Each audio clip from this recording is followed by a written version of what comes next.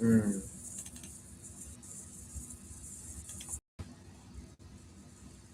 Mm-mm. Team was able to perform so well in that one, being aggressive, exactly what we expect out of Go. But let's see what teams are going to be bringing it in game 2. Thanks for setting us up there, Seven. Great desk as always. Very excited to get the insight, the narratives, and build ourselves back in before another game here. As the survival stage, tension much higher.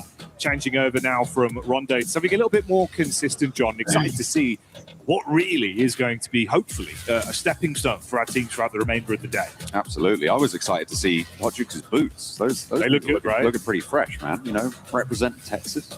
You know what they say, everything outside of Texas is smaller in size. Absolutely. They definitely do.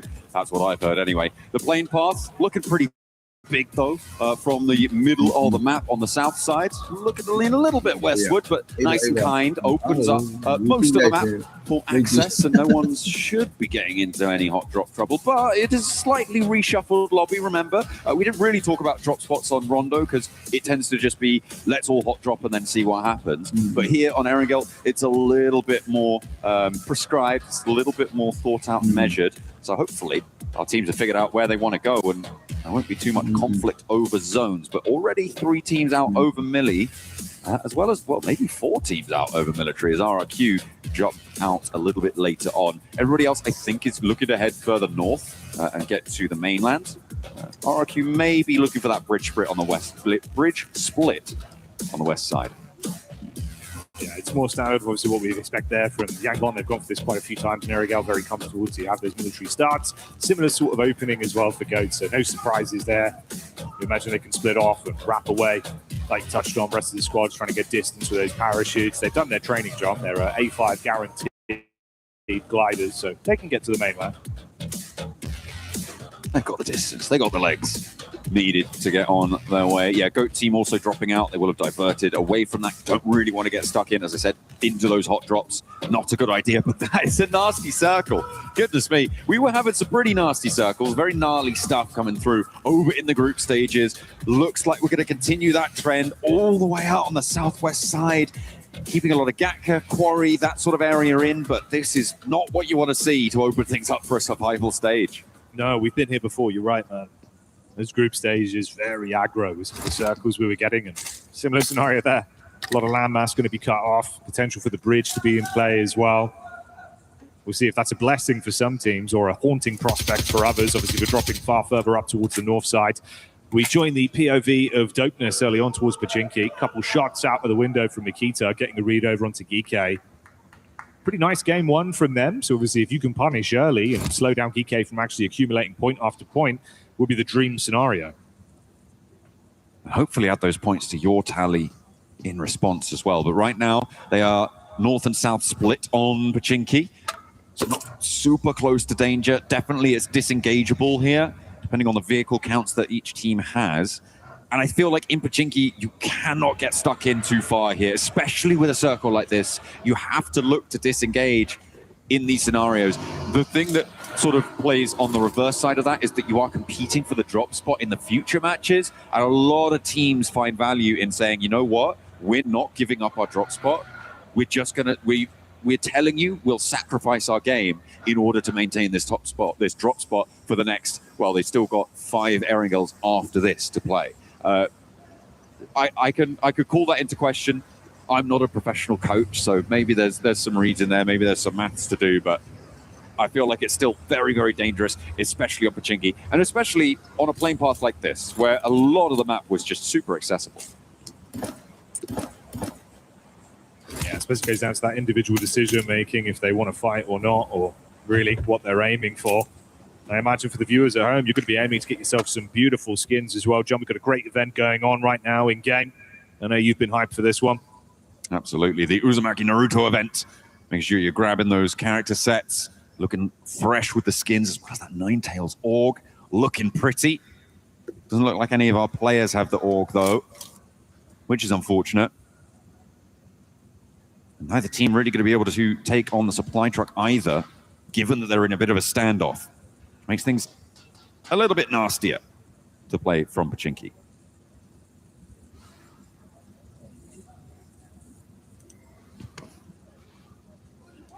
Let the tension just settle here. Oh, nade line up through the window. Oh, It's a nice chip, John. Could have been beautiful. does manage to catch a little spray on the step across there, but not going to quite get the knock. And it's again just retreating, being a little bit safe. Like you said, deck of cards type play, reshuffle yourselves somewhat, but that is a nice little reshuffle from Ragnarok on the sidelines, able to get the side swipe. And GK have got their opener. Now, do they try and take this one fast, or are they going to slow themselves down again? Looks like they want to try and capitalize a second knock, and there is no way that they're getting those two players back up. Surely not, as GK descend from multiple angles. One is cut across, but it's not going to be the same story for the others. No, it's really nice from Kevin. Beautiful predict with the nade. Pops perfectly. Reply back over. Easy for Bad Boy cleaning up. So 1 by 1, Dopeness suffering heavy losses on this. It was Makita that took a few pot shots over to the GK roster to start it off, and they went, you know what, you want to fight, let's take it. Let's get it done. 2 players now left for Dopeness. Ulf did manage to rotate over the north side of Pochinki, and because this fight is taking place, it means that the teams in Pochinki, or if there had only been one, the team in Pochinki, has not moved out to the west side. For Ulf, this is pretty good news because it means they have access to a lot of zone that they may not have done before, as well as a third-party angle. Leaving Eren up on the top of the hill, they could start to slow it down even more. And they're going to have so much information about what has been going on in this area. Eren doesn't even want to stick around for the flush. He gives up his position, and they're just going to back it off. And Ulf are going to be the ones to take down the supply truck from Pochinki. This is huge for Ulf. Yeah, this is really nice. Cutting out a lot of that mid-game looting time, getting themselves hopefully some high-tier loot to play with off the back of it. Good comms on it, set themselves up, dump a few magazines simultaneously into the truck and grab your benefits from it.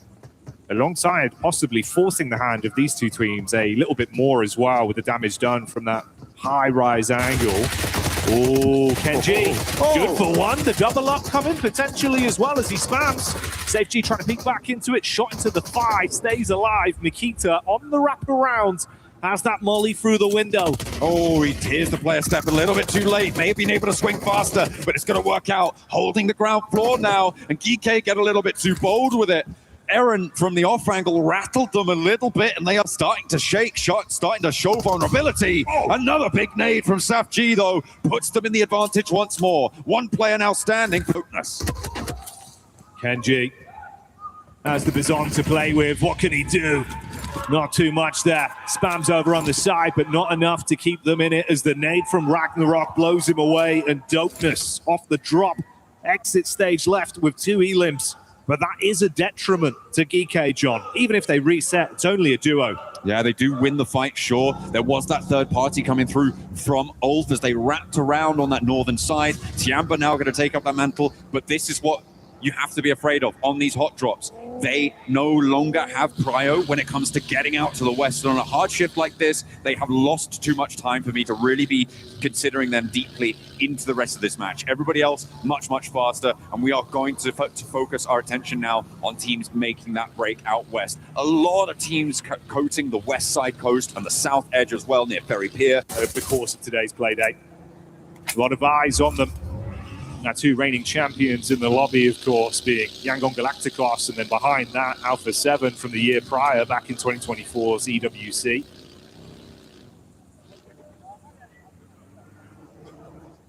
Circle. Oh, no way! John, what are we doing? What is going on? Goodness me, a massive Western on this zone. It is brutal. Quarry is so impactful here as well. It's such a quagmire of a position. It just sticks you down. You can't really move freely around it. So for Ulf, they may be able to take the ridgeline, but getting down future may be difficult. I don't think too many teams are going to be able to play around Quarry, and this is going to get nasty. The positions out on the west are difficult to hold, and for Arena, they need to regroup. For Wolves, they need to try and stay alive, and 7-2-1 are going to try and crash on in. Everybody on the south edge being bundled around that Quarry location. Oh, Jackie, this is going to get very, very dirty. There's something in the air at this event. I don't know what happened this year, John, but the circles we've had have resulted in some ridiculous games the whole way through, from start to finish. It's never easy. Feels like we're playing with 50% land in every single game. Half of it's always taken up by the water. Hey ho, we go again. Teams instantly crunching down, knowing it's only going to get harder to get into a safe location in the zone the longer they leave this one. Yangon Galacticos just about making it past Quarry. Ulf actually went straight past Quarry, and they're now very central on this zone, Jackie. They're looking to play out to the west side of the road,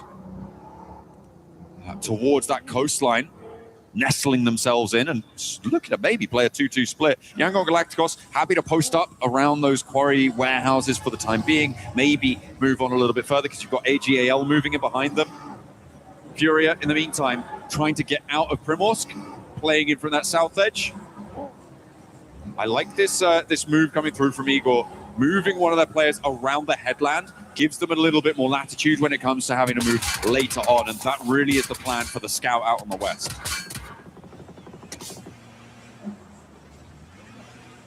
Thing is, for some of our teams as well, this accelerates the way you have to play this one. I think a Go team, they usually like those very long, safe rotates where they want to be inside of blue, taking their opportunity to build into a late game finish. Here, you can't really play that style. Have to take a few shots onto Furia as they catch line of sight on the road. This is going to be Goat Team's POV. Elevated angle, Killer Joe getting swarmed on as well. The AGAL Killer Bees on the move as they head down towards the road, looking to cut round Goat and get themselves into a better position.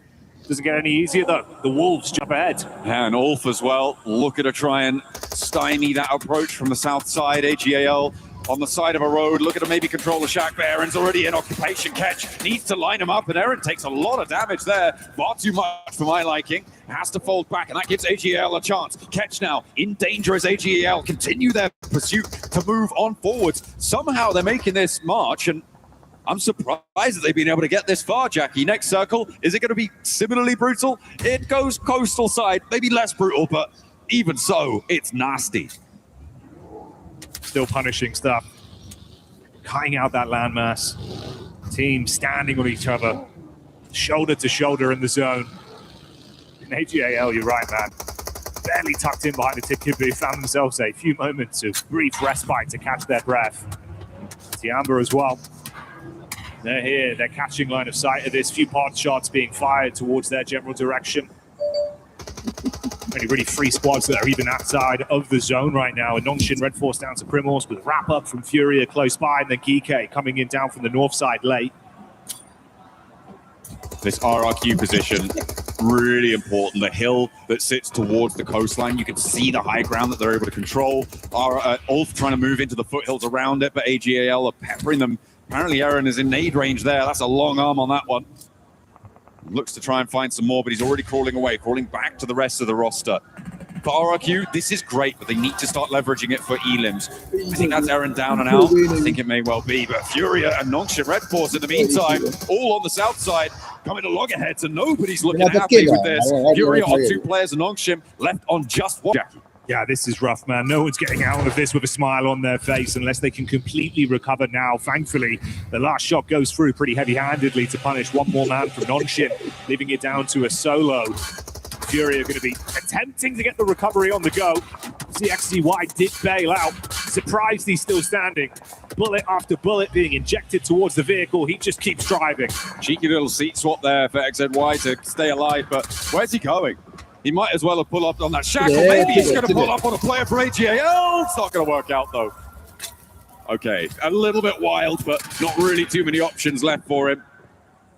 If he'd have stopped maybe a touch earlier, he could have had the hop out, grab some of those shots, but wasn't quite there with it, quite slick enough. And AGAL, with a little bit of a danger approaching them, able to hold their nerve. Elimination delivery on that one. Drove in, double-checked the code, gave it to him. DRX as well, Hillside Peak over. Trey trying to get a read on things. Alula back into the fight as well. Geekay taking the head-on approach towards Yangon with Alula amongst them, sandwiching them there. So they do go down. That's our 3rd and 4th position team off the back of our opening game of Rondo, already out of the running. So opportunities for some lapping to occur. Geekay, obviously, the team that won Pachinki, but kind of lost as well in that first hot drop. We'll be keeping an eye on if that continues to happen for those 2 teams. And if Geekay continue to win it, if it does. But either way, they were slowing themselves down, something awful. A lot of casualties in the middle of this zone, and rightly so. It keeps the coastline in here. And again, RRQ's position on that western side, on that hill, gets stronger and stronger, as well as the compound for E-Arena on that west side too. Those buildings, I'm imagining Fury is going to be crashing into them. Either that, or they try and sweep around behind RRQ's hill and take control of that area of the map. Could be a game-changing play. Establish a nice area of control for yourselves, force them out.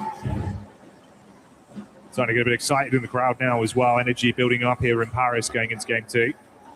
Foobsman with the quick repairs. He's certified for this one. Let's go team with all 4 players still alive right now. Another wraparound potentially for KRX as well. Bit of a split there between Trey and Binny as they've broken off from one another.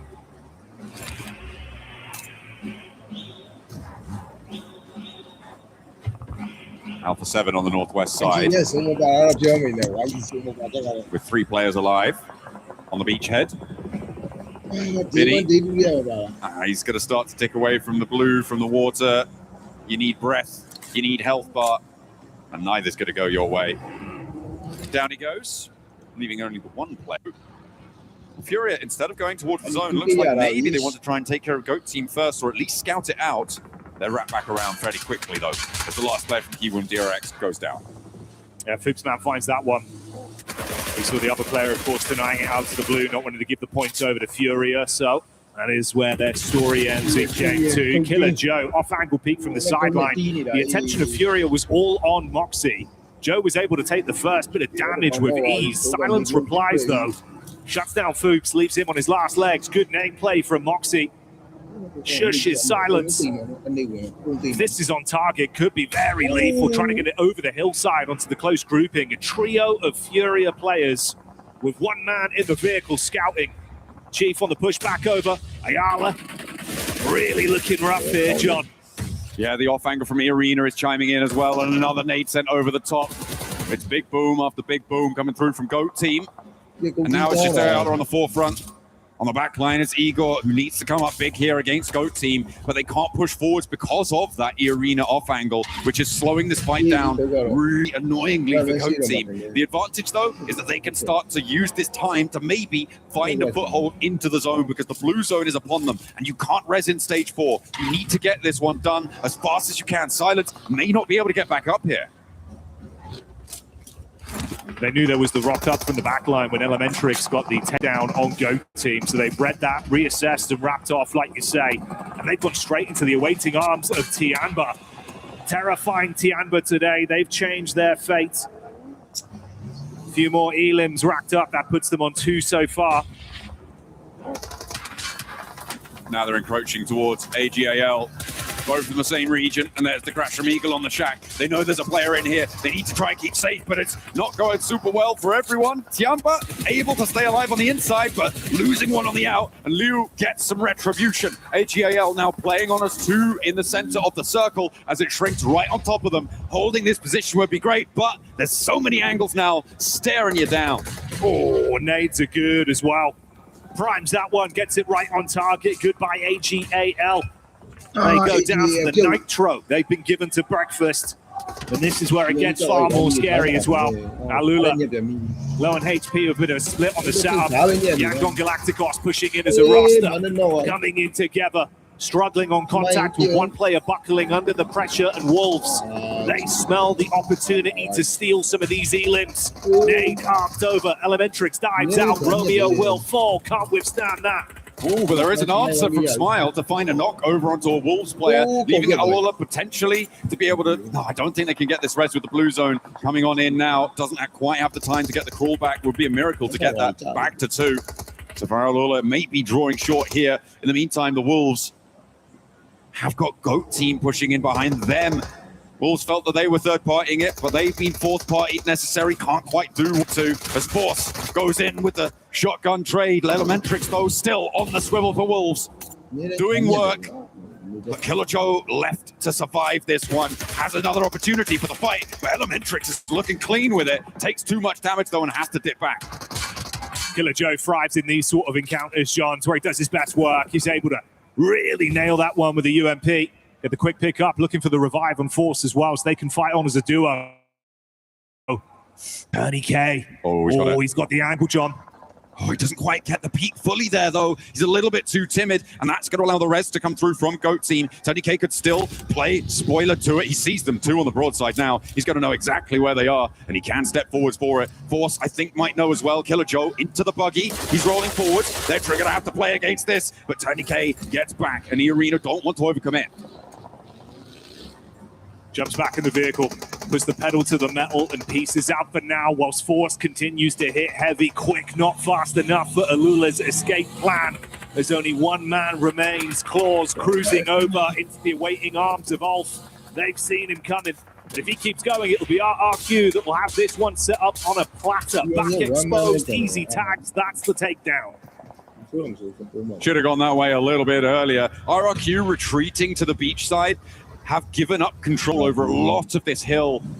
It was under pressure, but I feel like you do need to start to think about stepping forwards now. The difficulty with that is, of course, Furia's position on the south edge. They do need to keep control of that, which is why they've invested so much in terms of moving there. But that opens opportunities for Alpha 7 on the north side to start to be a major player in this circle, because they've been quite quiet up until now.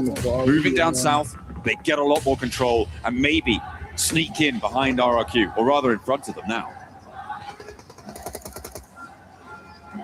Furia, it's not been easy for them for the positions they've been forced into. Still standing as a trio after losing Silence quite some time ago from that engagement over the top. It was Fuchs that took him out. Made onto the vehicles. RRQ not overcommitting for this, wrapping off with the zone shifting in as well, crunching further up towards the mainland. Yeah, I mean, that's where I wanted RRQ to be looking to play. They kind of probably did want to play that already, but you can see that Furia would have had some pretty solid angles on this. Irina may as well been able to chime in, depending on exactly where you're playing it. But Irina going to have to move. Furia going to have to move. And the crunch in on the east side, I think, it's going to be pretty tricky. Irina looks like they were willing to go for those wraparounds, go quite wide with things. So potential for them to actually move into this west side engagement, but they may just look to push up towards Tiamba and towards Go, as RRQ look to regroup further north and fence off the area. Fence off the area from Alpha 7. Nuth, the sub coming in for Alpha 7, will be the player to hold, and he's on the vehicle spot. Look at the control.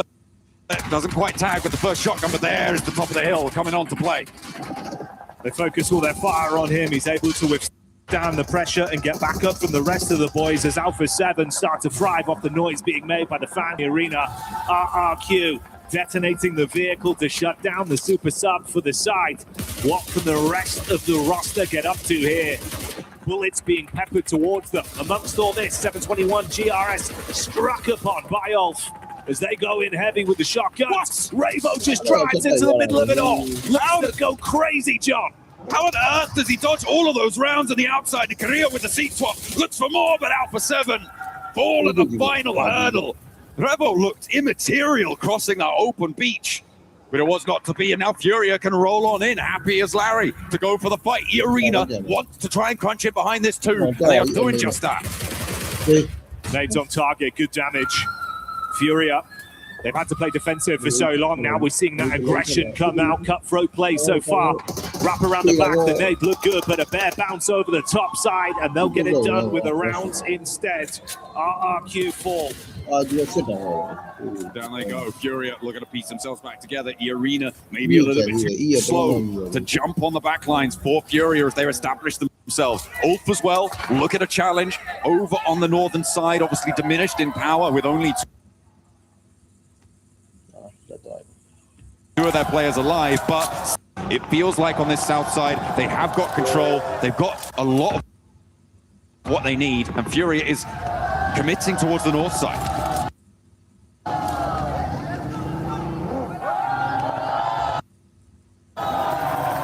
Energy building up. A lot of fans in the house today. You can see all the Yangon Galacticos signs, John. The Alpha 7 fans bringing the heat once again as well. But they've got one thing in common right now. Neither squad remains alive currently in Game 2. Out of the contest here. lot of different sides that are looking to really squeeze a good injection to point out of this for Tianba as well, thinking about the potential of a ludicrous start to the day if they can do the unthinkable. I mean, they've already gotten 5 elims and gotten up to a 5th place. This is a good game regardless for Tianba. They're going to be happy with this performance. Next zone coming on through. Shrink's pretty dead center. Don't think there's too much to worry about for the arena, for Tianba, for Furia. But for GOAT Team, I think this is going to be their big test, right? They are just playing on this one tree. They've got some vehicles in the back lines, sure, but they have to move. And where do you go? Where do you go? It might just have to be a crazy wide sweep up to the north, but Tianba are going to light you up. Your arena are going to light you up. You need a pick. You need an opening. I just don't see GOAT Team moving forwards.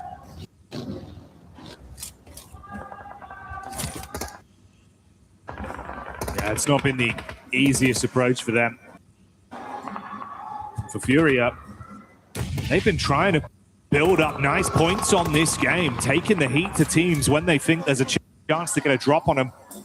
Wukowski trapped by the rocks there after eating the nade. No real easy pathway for Scarface to get him back on his feet.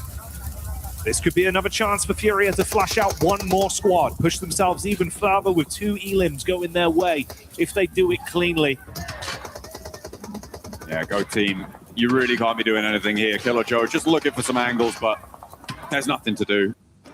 Fair enough to fall down there. Killer Joe will go down last. Scarface now under pressure as Tianba actually take the Elim over on towards Kelsey, and Scarface still kicking as Ayala takes a knee. E-Arena in the meantime can start to march in from the south side. A nade will finish off Scarface.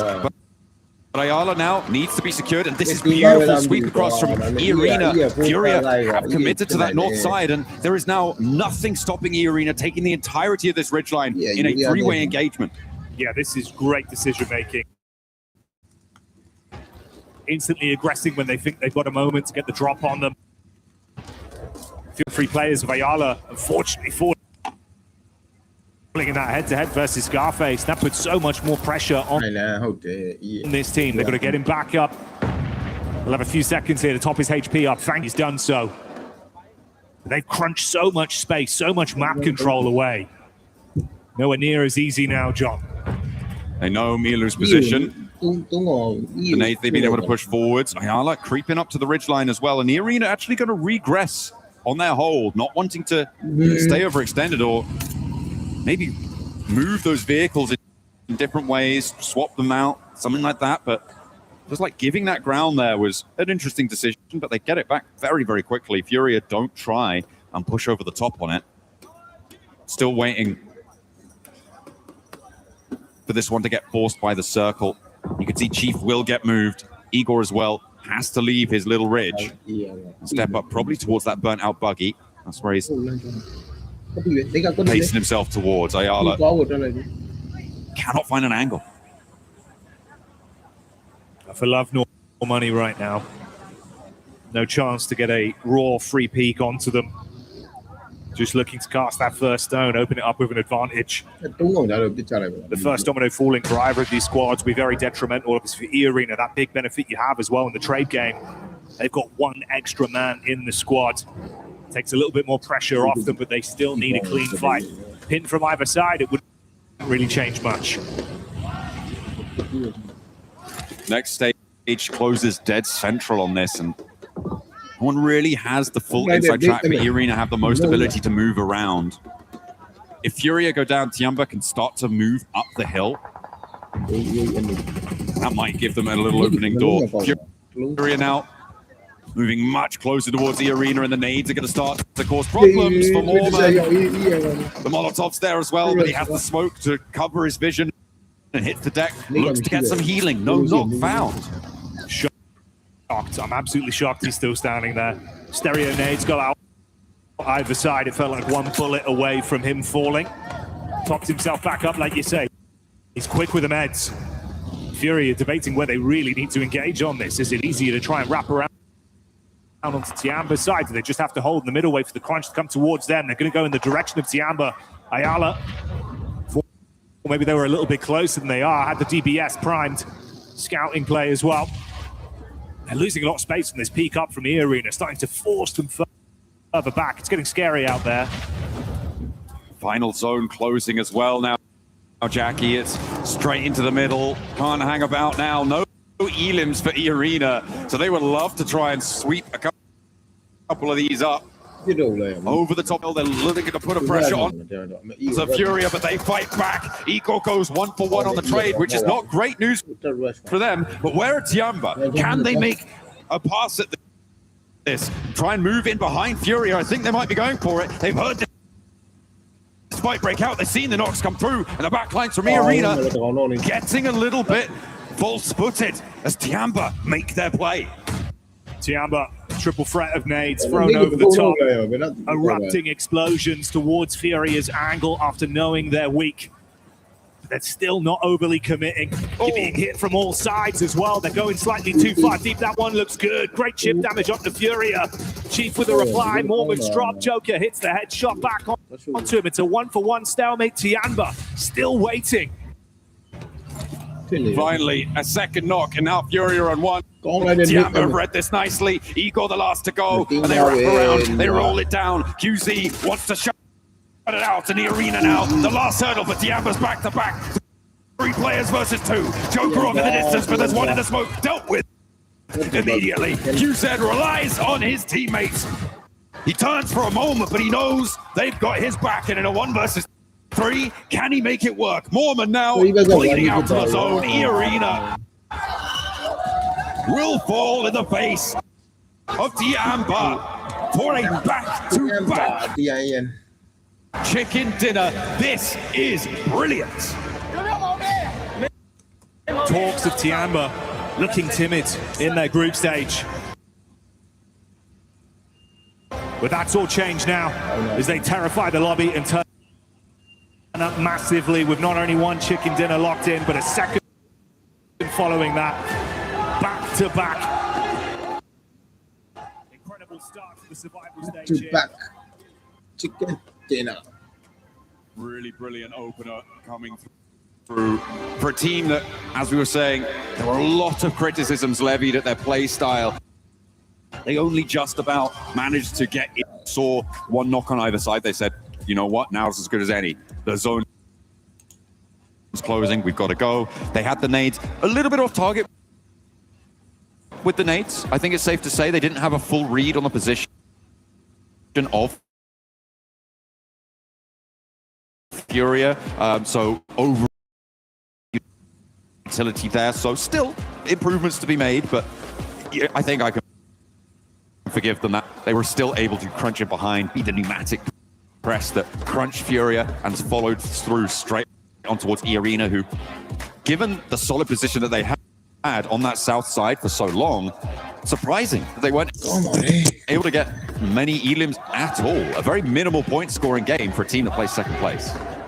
Yeah, it is surprising. It is surprising. I think for E-Arena it's a bit scary as well, because obviously, you know, we historically had that 1 massive game in the group stage, and we were thinking, damn, okay, they're looking absolutely sick. They're really playing confidently in the head-to-heads as well.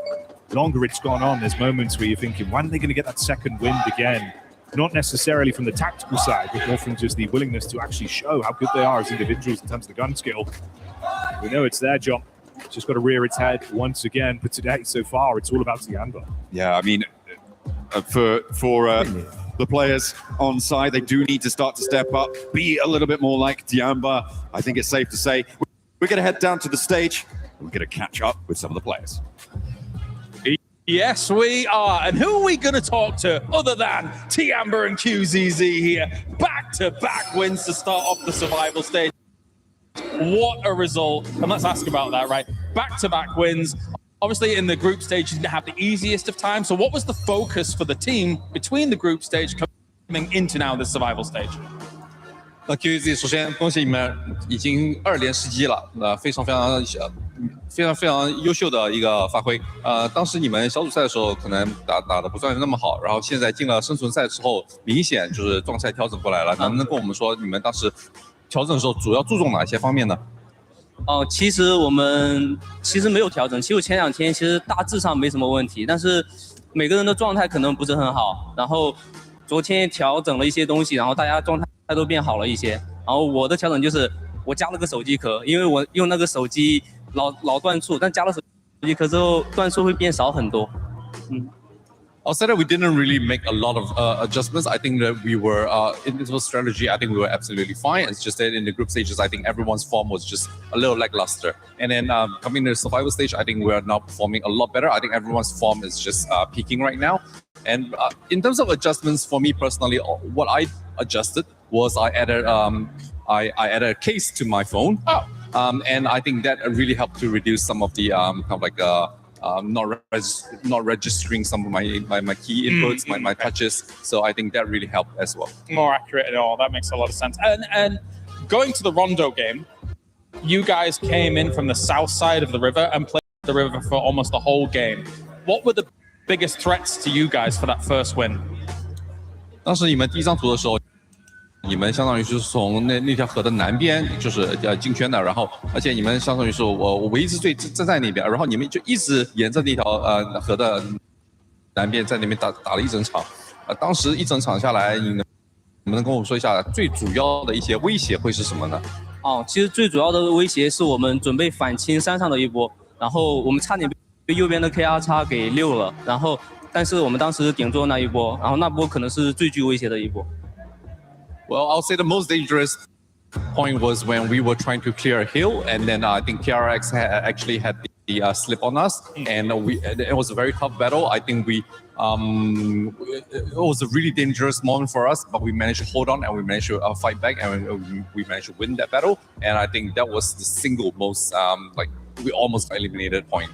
All right, QZZ, amazing once again. Thank you very much. Thank you for the translations. That does it for us down here on the stage. Will Tiamba get another win on the day? Looking like it. It's crazy.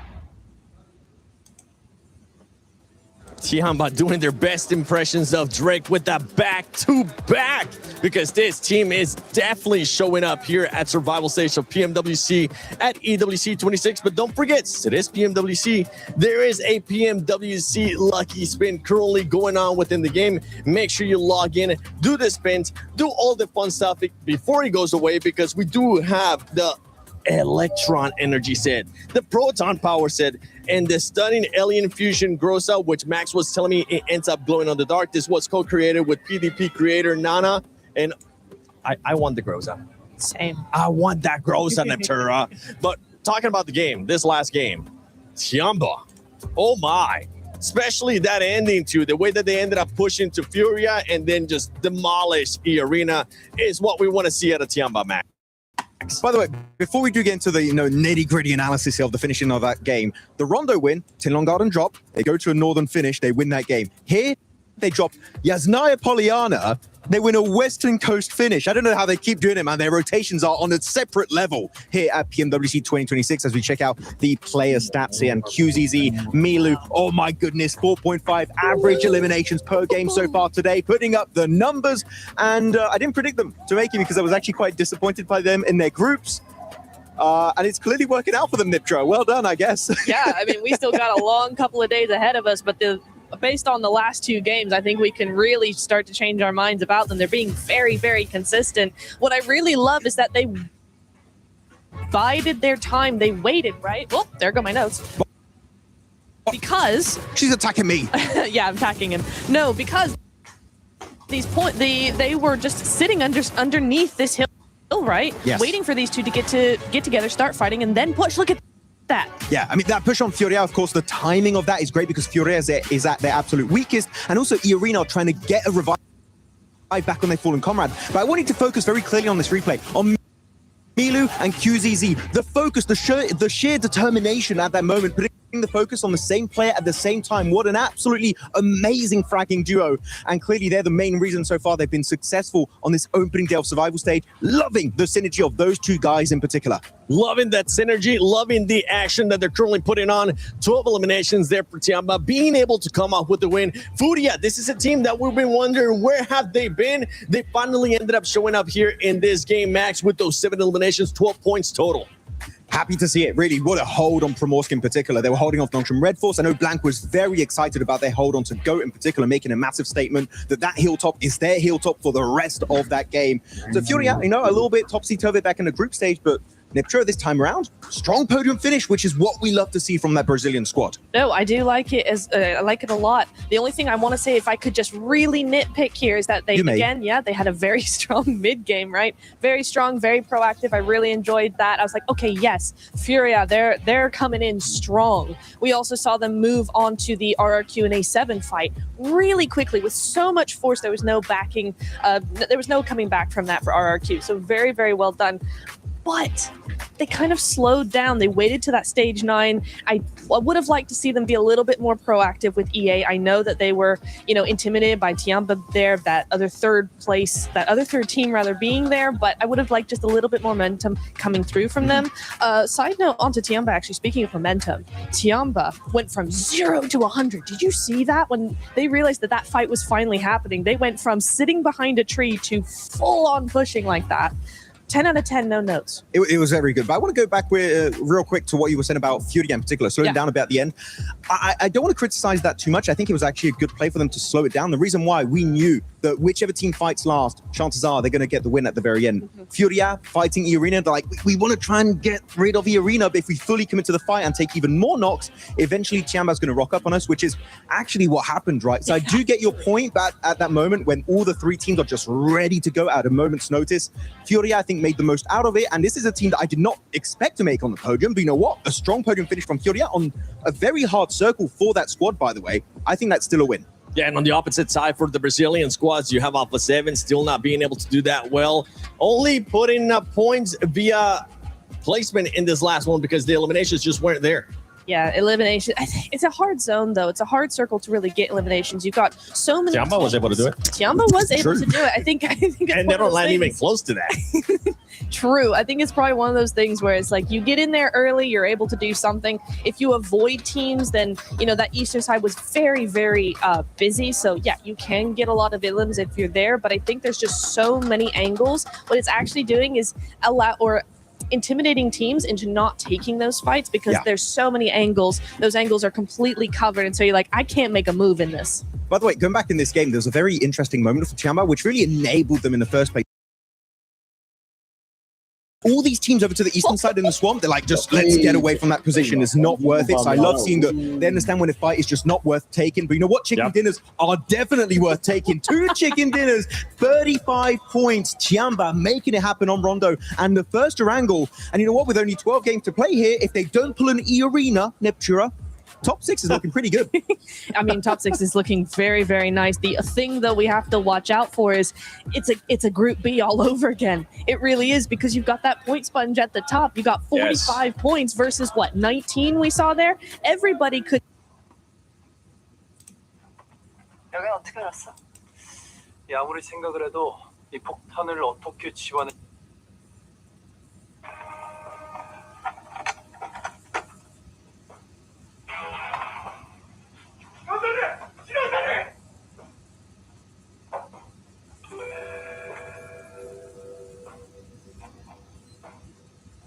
팀장님 뭐 어떻게 알았어요? 한번에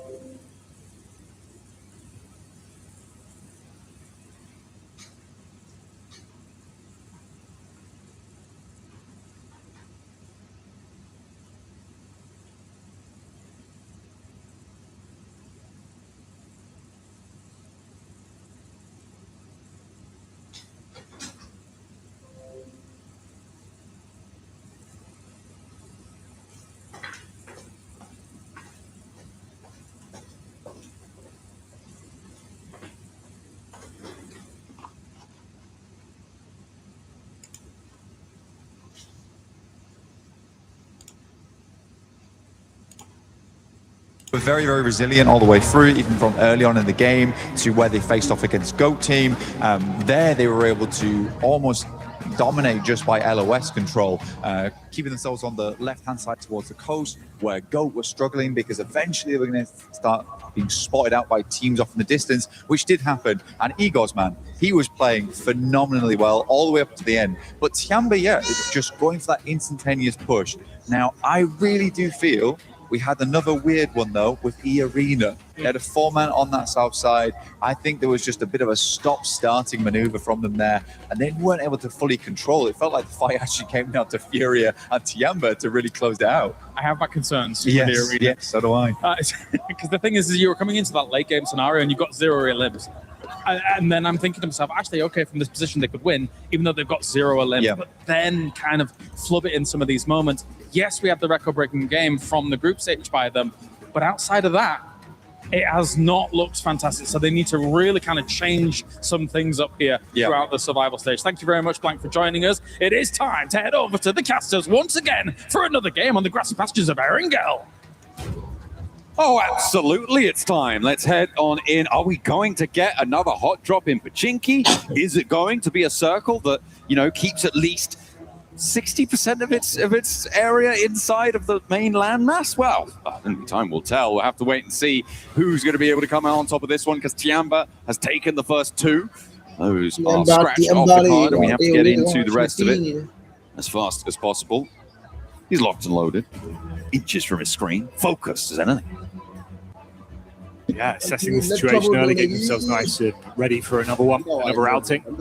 We have these little establishing shots to some of our squads here, AGAL, Tiamba. A few teams have been bringing the heat. Launching Red Force as well, looking pretty good out there in some moments of play. Alpha 7, it's been a bumpy ride. Topsy-turvy with some of the results we've seen. Looks really good for Fury as well, John, right? Obviously, that's kind of the keynote we were hitting down there on the stage. Some of the conversations we've had, they've been pulling out the stops. Getting fired up for Alula. Nice. Good celebration. Uh-oh, he's knocked his headrest off. That's going to be Doesn't need it. a comfort issue. Yeah, to be fair, if you land forward, you're fine. It's only when you're out of the game that you're leaning back in your chair. Or at least I hope it is. We'll have to wait and see. Everyone just getting ready.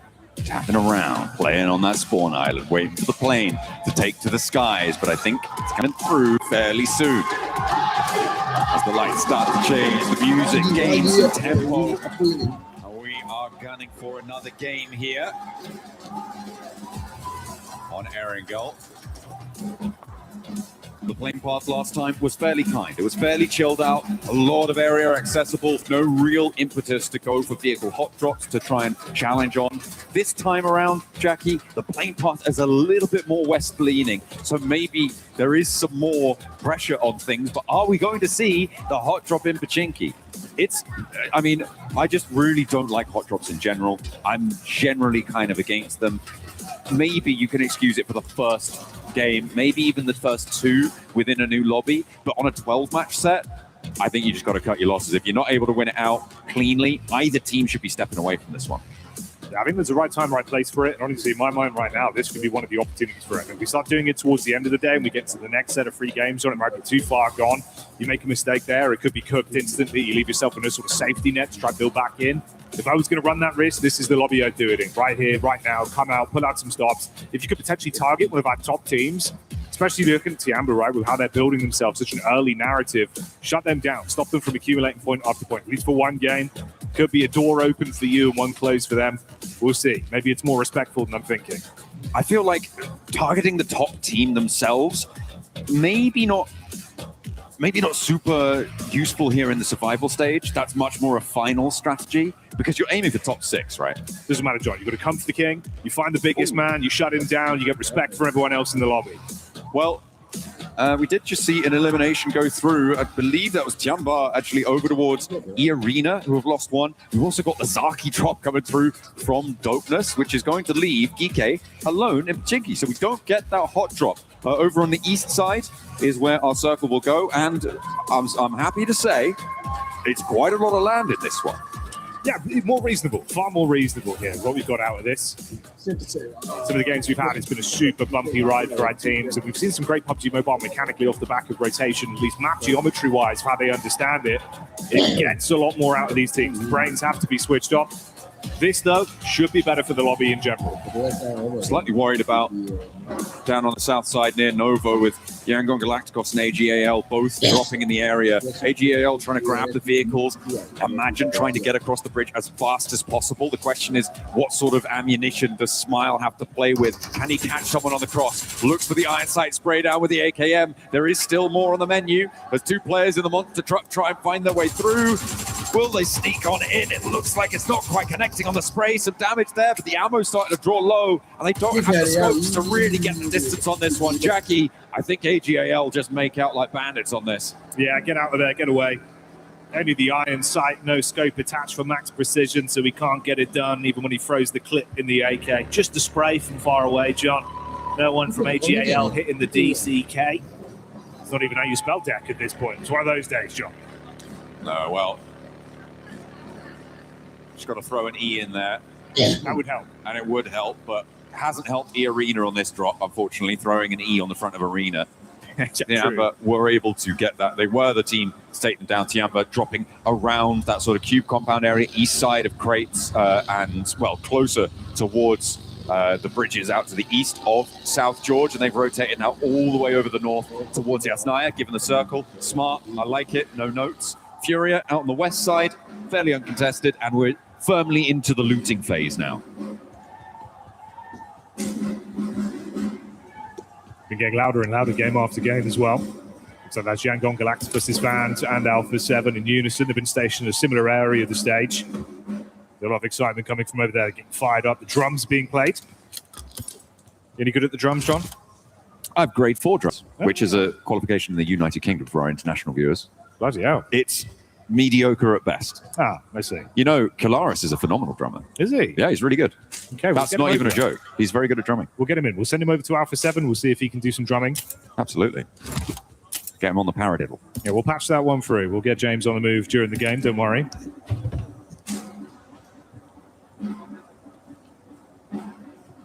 Alola looking to drum themselves up a chance in towards those finals. In second place, they've been doing a fine job of it so far with the points they've been able to accrue. Obviously a deep run into that first match. Very notable performance coming through from them. Maybe a little bit too slow in terms of dealing with Tiamba down on that south side of them, but they're still up on 19 points. They're still in the top 6 for the time being, as close as it is. However, in Primorsk right now, there's a long road ahead of them to try and make their way in.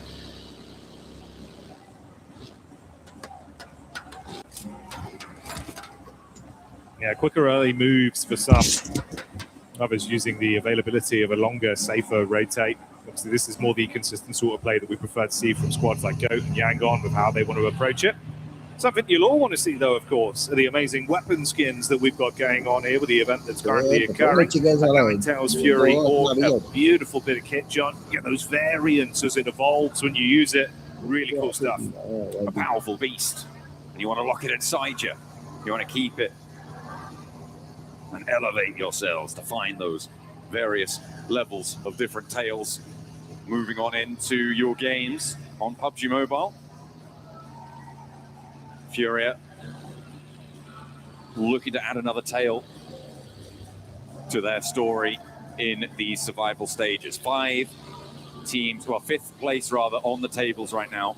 16 points, very much in the thick of it, as we said, with the points being fairly level when you exclude Tiamba from the top side. Furia looked fairly dynamic in that last match. They took agency into their own hands, which I like to see, I really do. So for them on the southwest side, hopefully they can break through, play towards this mansion open area west of prison, this shelter positions as well. A lot of open ground, a lot of rolling hills in this zone. So you need to make sure you get your little patch under control. That's it, bro. That's it, bro. That's it, bro. Furia roaming. RRQ potentially going to be in front of their path as well, so could be a chance for a couple pot shots. There's an overextend on the scout, pulls back quickly enough to get behind them. Do they clash though? They're being fairly civil right now, Jackie, but getting across this road is when they're going to be completely open to each other. Looks like, given that most of the players here are in their own vehicles, unlikely you're going to see that second seat spray down. But Genforce, he's on their tail. I mean, fair enough, you follow them a little bit, try and get some information. In the meantime, Geeky run into Ulf. This is on the route up from Pachinki from that southwest side, and Geeky have lost one. Aaron on the upstairs looks for more, swaps to the weapon, does a lot of work around the door frame, but the shotgun still ringing in his ears. One round in the M4 is not quite enough, but Ulf have lost one on the flip side as well. Across the way, Scarface is taking a tumble, and Geeky are giving at least as good as they get, if not better. Yeah, it would have been hellish for them as well, right? Great game one, at least keeping themselves in an elevated position in the points and the basements. Going into game two, nowhere near as clean. If they had an uncomfortable start here, lost their players, limped away, would have been brutal. Instead, the egg is on the face of Ulf, as it will only be a duo that remains.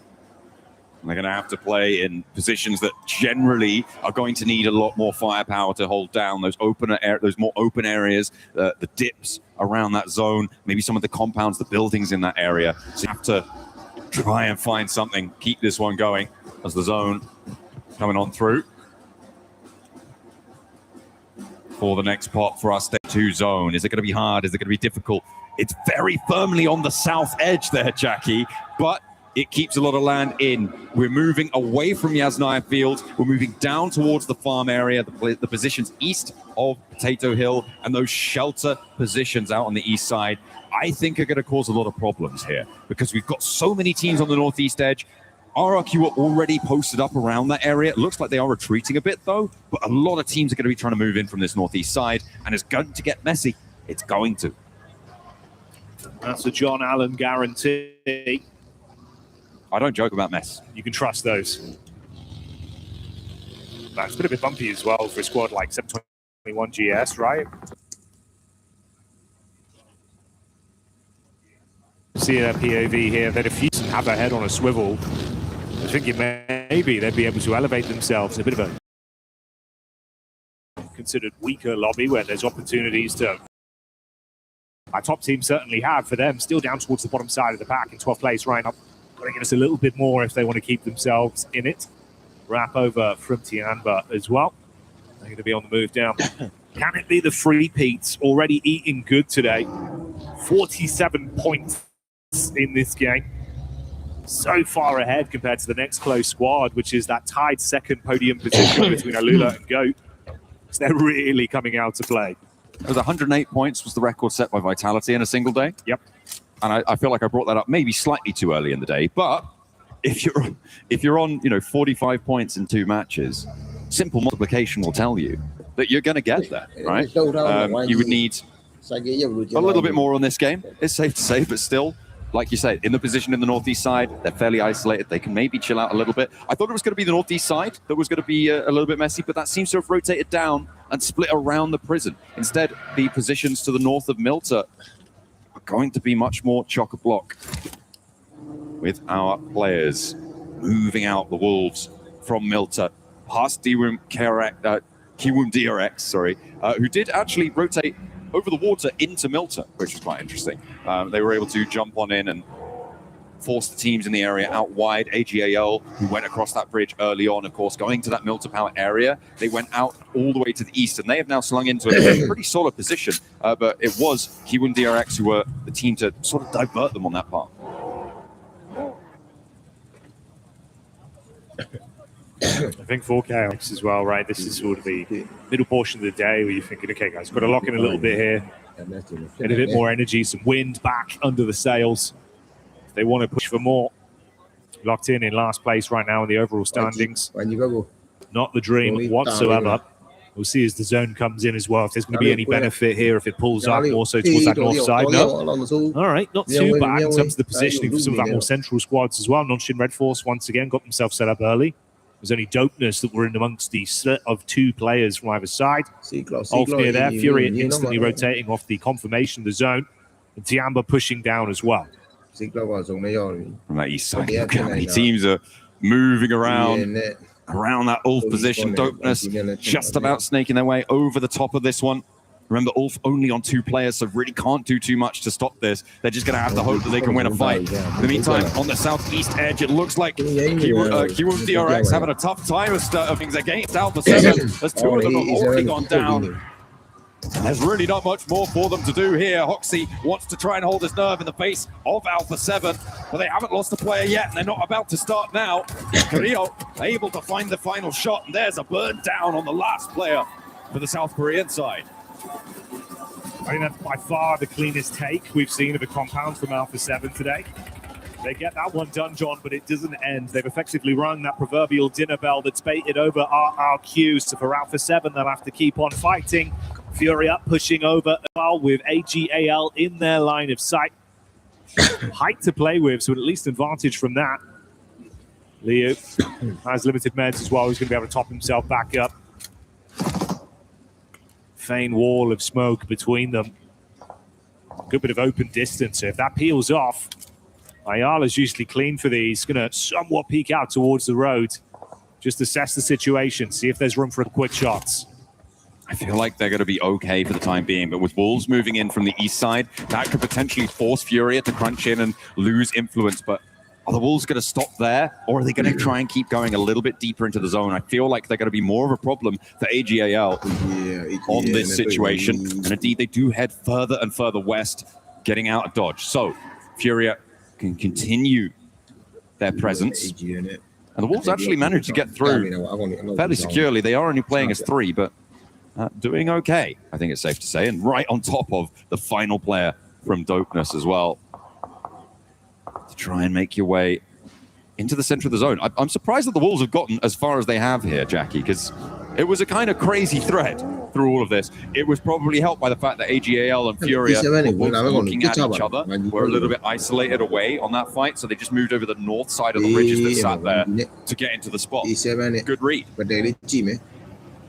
It could be a good reposition for Alpha 7 as well. Last time we saw them, of course, they had that great injection back over towards KRX, cleaned up on the compound. Then they were briefly met by IRQ that bailed out on that one. Alpha 7 chasing down Yangon, at least one of their players. They're going to get away. Zone crunching further in again as well. Dead center set up right now from Nonshin Red Force. Haven't had to move or fight for anything in quite some time. And they got 4 of their players alive as well. This is pretty decent news for Tiamba, although that less so. They have taken a knock onto QZZ on that eastern side with RRQ bearing down upon them. In the meantime, Furia and AGAL starting to come to the forefront of the fighting. There's 1, there's 2 knocks as well. A flush coming through from Igors. And the nades can't quite repel them, can't quite rebuff them in time. And Maple trying to stand against an onslaught from Furia. This is tough stuff. XCZ also beating the brunt of pressure. I think that might be an off angle coming through from Yango Galacticos. And what can you do? A nade over the back does tag, but doesn't quite get a flush or another knock. Yeah, just a bit of chip damage. Not enough to punish him with. Chief going to step back up with one of his own as well. Dashes it onto AGAL. That's more what you're looking for. Now they can compress in and try and collapse upon the squad. AGAL going down swiftly as they will lose out. Removed from the equation here as Furia are still standing. On that south side, lining the roadside now. Well, more of a path, really, if we're honest, but we'll be able to use that ridge line that was protecting the Wolves on their rotate, potentially to launch themselves forwards, but I don't think they can do it fully just yet. Instead, they're going to have to worry about their south flanks and their west and east as well. Alpha 7 rolling over, trying to take on the other Brazilian side. We're not quite getting fully stuck in just yet, Jackie. They're calming things down. And hit the deck, belt buckles, meeting dirt. A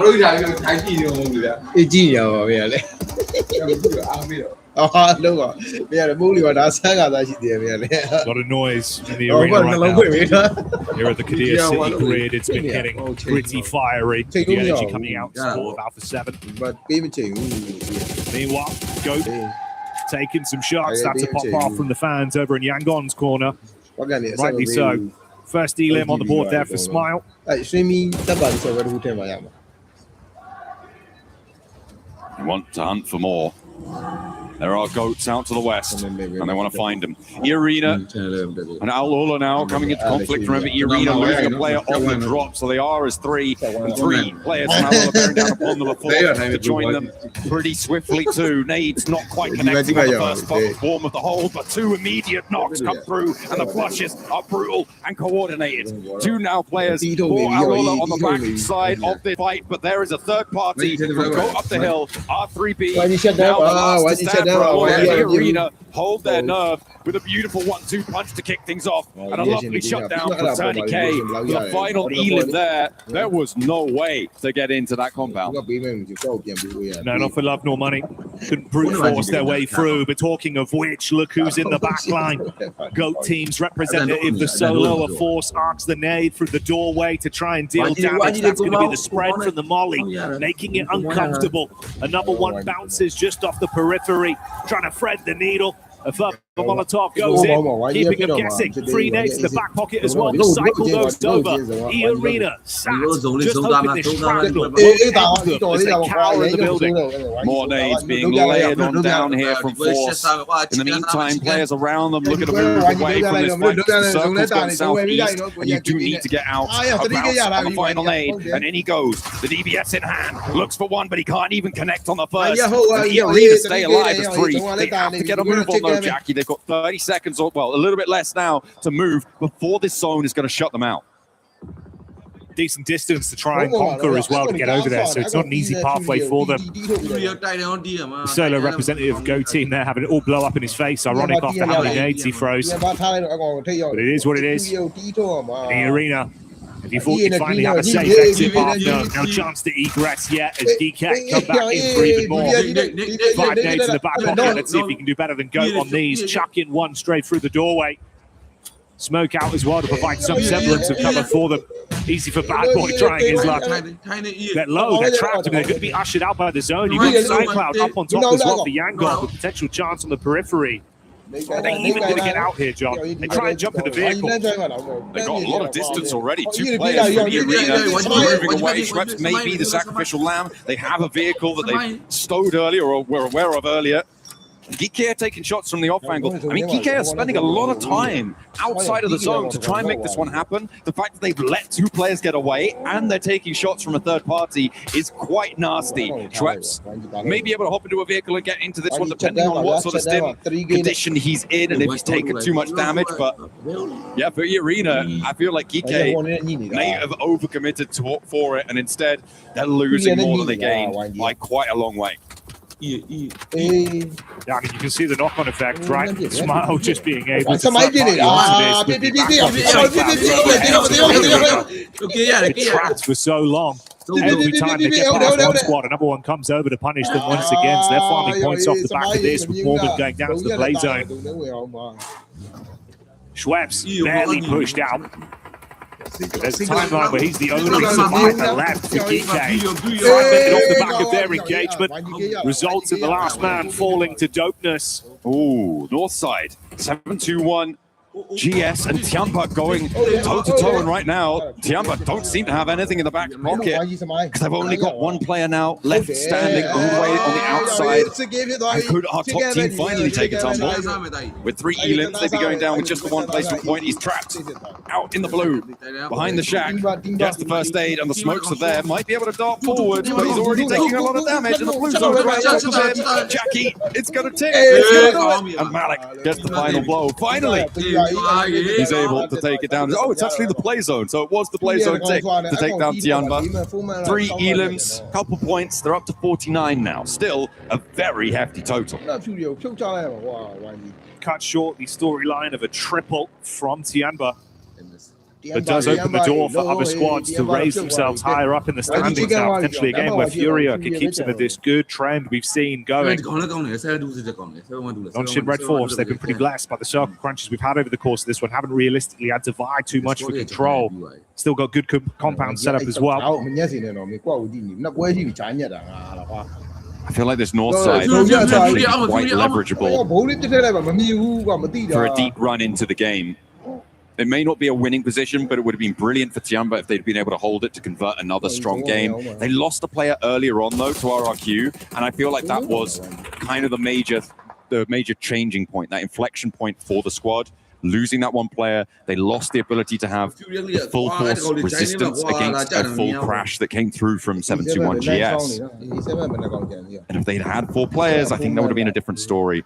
And they could have been the ones on this north side looking to line everyone up as they roll forwards.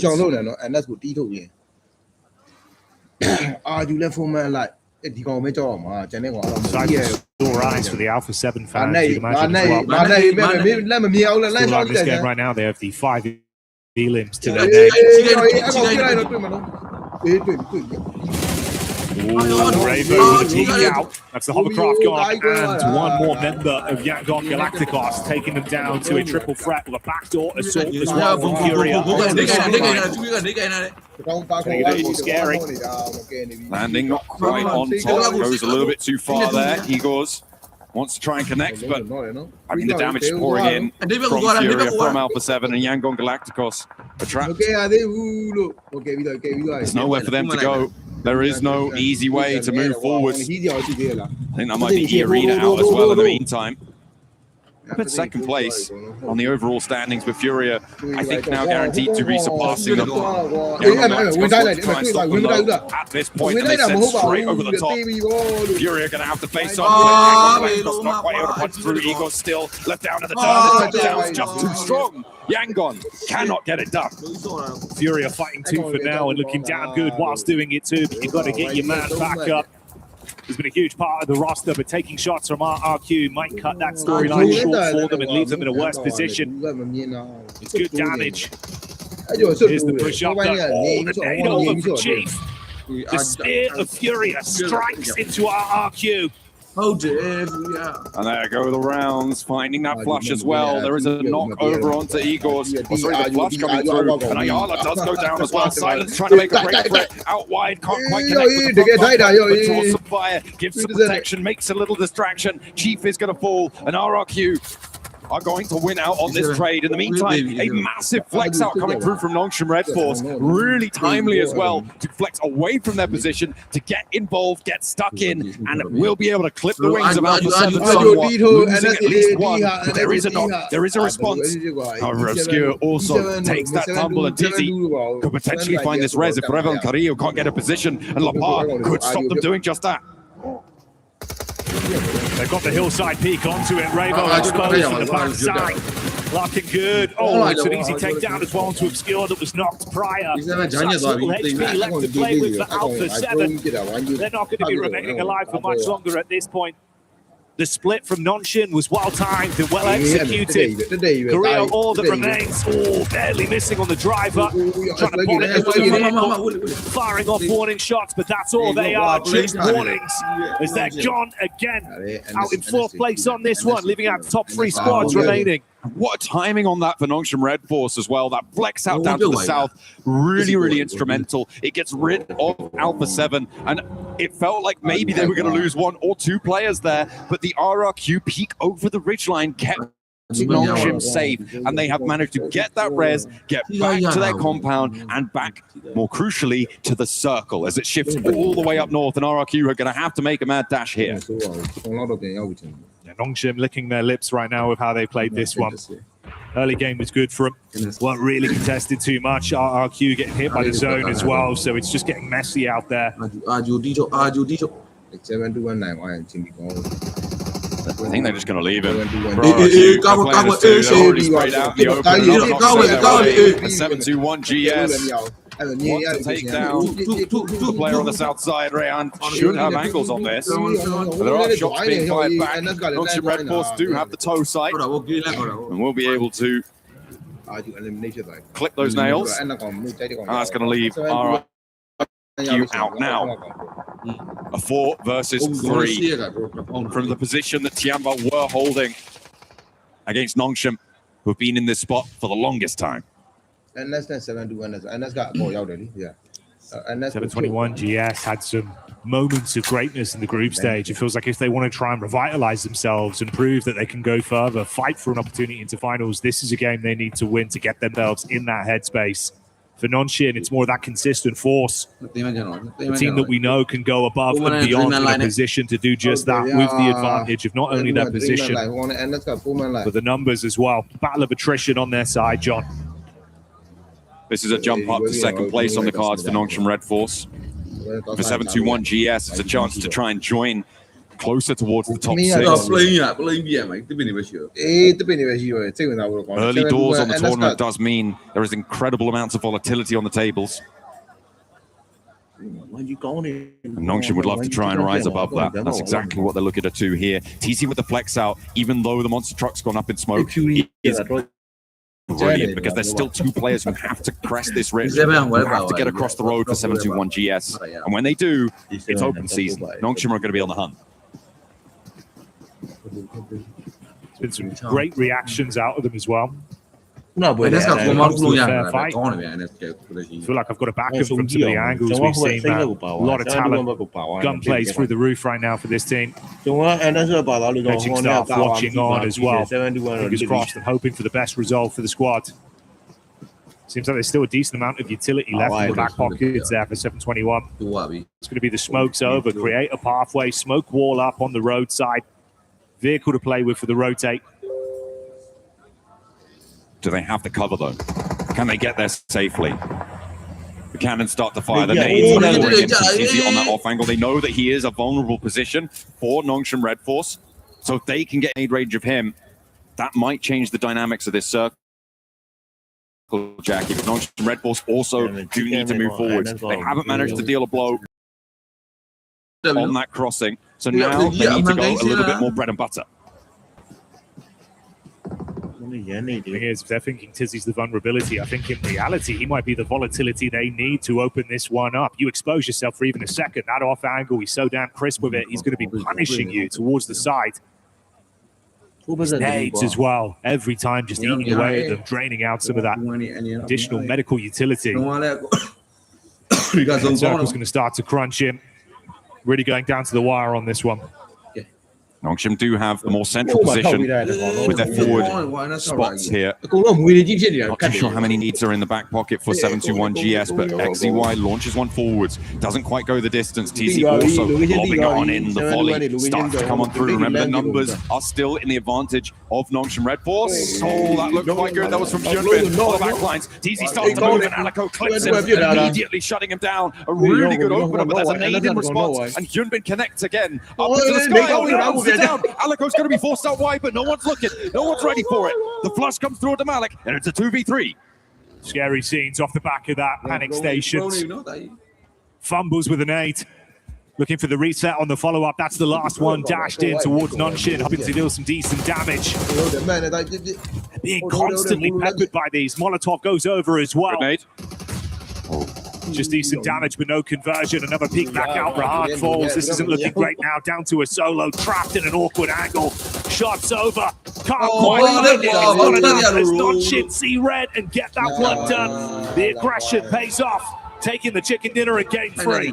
Some really timely maneuvers coming through from Nongshim Red Force. That flex out to the south with the duo to have an impact on the fight with Alpha 7 was so important. RRQ as well were forced to stay on that south side. The subsequent circle shift all the way up to the north does help them out immensely. But even if it had gone south, that outpost, they had to move forward. They chose their timing perfectly. Every single step, it felt like they were in control. It felt like they knew what they were doing, and they had a backup plan in case it didn't go to it.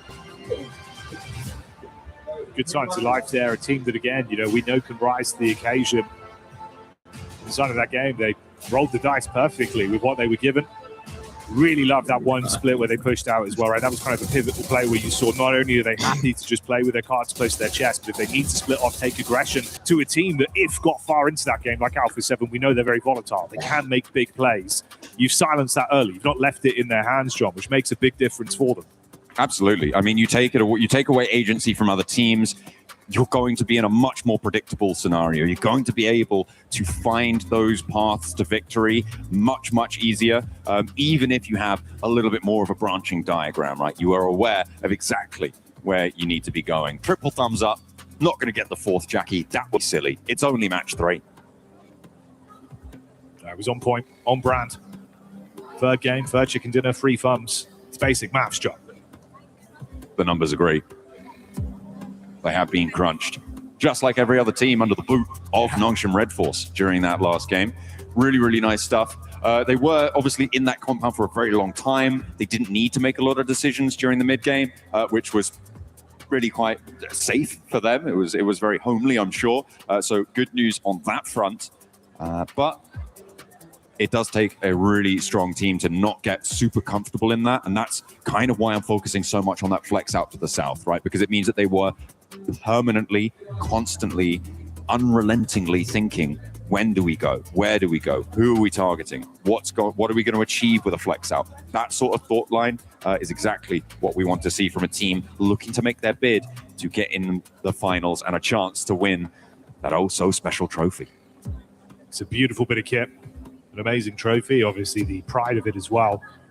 Taking the event, putting your emblem inside the middle portion there that you can see is currently open for any of our teams. Still the potential of a previous champion doing it again. But come the end of tomorrow, John, that chance could end for not one of our previous champions, but both of them. They're both here. They're both fighting in the survival stage. Will they make it out? Time will tell. We'll find out later.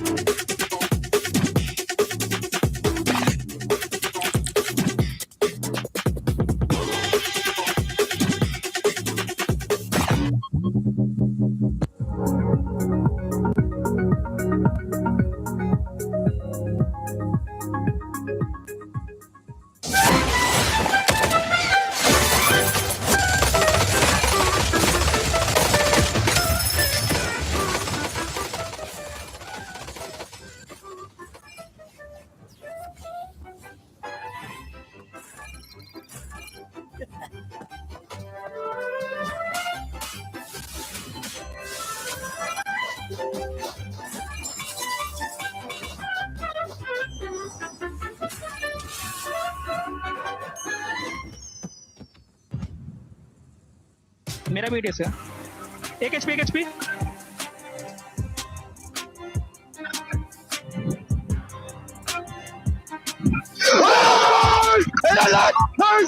Yoksa arkadan gelsen bir kaldı. Araba sür. Bana vermesin. Ben sürüyorum. Gel beraber devam edelim gel. Dur araba sür.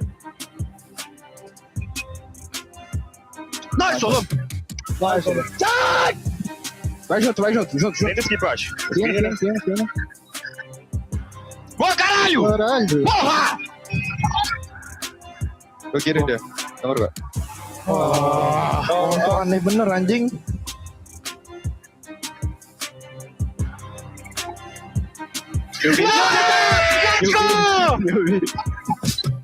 لا يا ابن الفترة لا دي لا بنت هذا كويس يلا برا الفينش عيب عليك Alan çıkardık. Sağda kimde kaldı? Nice kaldı. Önde kaldı. Aynen o da. Helal!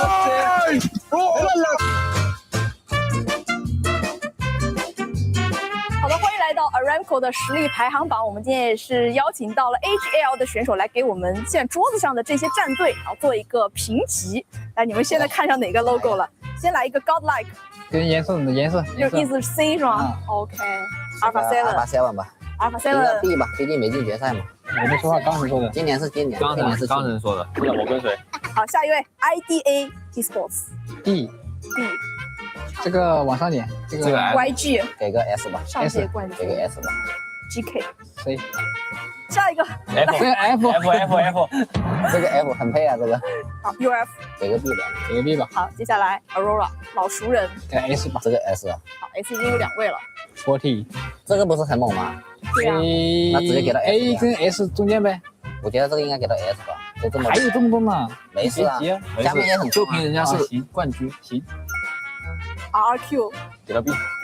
OK， 这个放哪儿？ F。这个放到 E 吧，高那个 S 突击1等就行了，压他一头够了啊。只需要压他一头。接下来这个给到康康吧，康。哇，这 S 有点太多了。这个来排个这个 A 吧 A。这个小蜜蜂。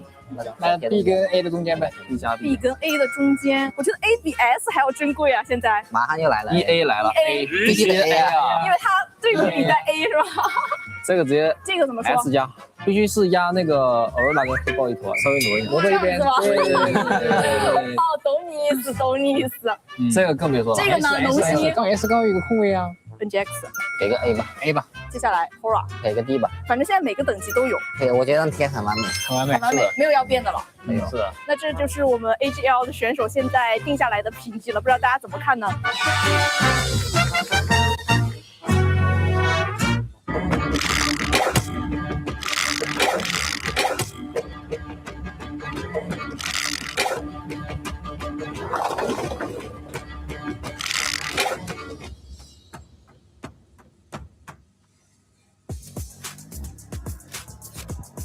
？Where am I? Here I am, baby. We're currently at the Fan Expo for PUBG Mobile in Naruto. There's a lot of awesome stuff going on here. If you guys want to check it out, it's currently open from August 11th through August 16th. Come check out the awesome collaborations between them, PUBG Mobile, Naruto, and a bunch more as we have just a random man flying by. You didn't even get a chance to see that one. Maybe you'll see it again later on. But we're going to talk about Nanshin Red Force. We're joined by Barney, Maxman, and another, the Neptura. Nanshin Red Force with an amazing gameplay in that last game, having to do pretty much absolutely nothing throughout the first half of the game. And then afterwards, actually being proactive about it. Yeah, I mean, Nanshin Red Force dropping Razen Shurikens all over the place here on Erangel. Very excited to see a win. But despite that being a win, it was not a very impressive win because they dropped farm. They literally play there the entire game. It was kind of a gifted game for them. But you know what? I'll take it. If it gets me an opportunity to see them in the finals, I'm biased. I don't care. It's a win. You know what? You heard it here first, folks. But and there he goes. That was so fast. I don't know who it was. Speedy. Who is that? Who was that, bud? It was me. He doesn't know either. It's fine. It's fine. What is this segment, by the way? Just a fun segment. Welcome to PMWC at EWC 26. What were you going to say, Natura? No, I was just going to say, yes, they were heavily gifted this win. Heavily. However, Tizzy, being that anchor point, is what won them the game. And I will say that you are looking at a team that knows how to play this game. That's all I got to say, right? Because Tizzy moving up to that rock, making sure that he's that anchor point, allowing his teammates to push forward into nade range onto 721 so that even when Tizzy did get knocked, it didn't matter. The game was already won. So that kind of synergies, that kind of gameplay was really, really nice to see. And it made it more of a win than just being gifted that win. They made that win happen. They did make that win happen. TC with the off angles and then 7-1 helping them out by just absolutely fumbling a nade. If you do all that kind of stuff, you'll definitely be able to get a win. But you were asking, what is this segment? Let me just give a quick reminder of what's going on. This is the Fan Zone experience for PUBG Mobile lovers. So make sure you guys come check it out. As I said earlier, open August 11th through the 16th. You can come here, maybe get some cool Naruto bandanas, maybe get some extra swag. Check out some of the other collaborations currently going on, and with some prizes. But wait, you got that one from here? Yes. Oh my goodness, this man is nice. swagged out. It's mine. Don't touch it. But Barney, while we have you here, when you come into survival stage, we usually have to talk about the mentality of some of these players, right? Because there is no second chance after this one. It is make it to top 6 or go home. And some of those squads are currently making sure they put them that performance here on survival stage. It's true, yeah. As your hat comes flying off your head. I think one of the things to take note of the most is the mentality coming into the survival stage is very different. Now, we're seeing teams like Tiamba who only managed to get 49 points in the group stage. However, coming off the back of that, like they've already managed to conquer those 49 points in the space of 3 games out of the 12. So it's really impressive to see the adjustments made. coming into the survival stage, and I think Al Ula managed to put their best foot forward, but they kind of tapered off a little bit. But the team to focus on right now is kind of Alpha 7. They're moving with hesitation. They're not moving with confidence, so the synergy is slightly off. It seems like they keep getting themselves in a pinch, and this is what was causing them issues in the group stage as well. So Neptura, I think that Alpha 7 need to step it up a gear, or at least move with some sort of confidence. I agree, and I also want to point out Fury as well as another team that I want to see step up a little bit. They're doing better, but it's just not the same. That it was a very weird push around from Silence to be coming over into that vehicle, moving away from his team just as they're getting pushed and trying to come back for a distraction thing. But really, the better option would have been an off angle. We should have seen Silence able to have an off angle play and then try and help his teammates. In the way, he kind of abandoned them. That's what it felt like. And so I want to see that sort of tactic being shaped up a little bit to actually help them, not hinder them. I gotta say though, looking at the end of this game, especially with the replay, it's 7-2-1. Sure, don't get themselves the chicken dinner, but the smokes to deny vision from all of Nongshim Red Force as they tried to leave their own compound. Again, that they've had pretty much tidy of this game was very impressive. So 7-2-1, despite not getting a win, very excited to see if they can do more in the next coming games. Yes, we're looking at the overall ranking right now. You can see Tiamba with the performance that they had earlier, continuing on at the top there. Nongshim Red Force with that win, they do end up jumping up. But a team that I'm happy to see here, two teams actually, Max, that I'm happy to see here is none other than Furia and RRQ. Yeah, very impressive stuff. RRQ in particular, a team that can be very topsy-turvy. Here, the entry point to the eastern side, it was very easy for them to hold it because no one even tried to contest it away from them the entire time. But their third party on the likes of Furia, Yangon Galacticos, Alpha 7 was absolutely beautiful.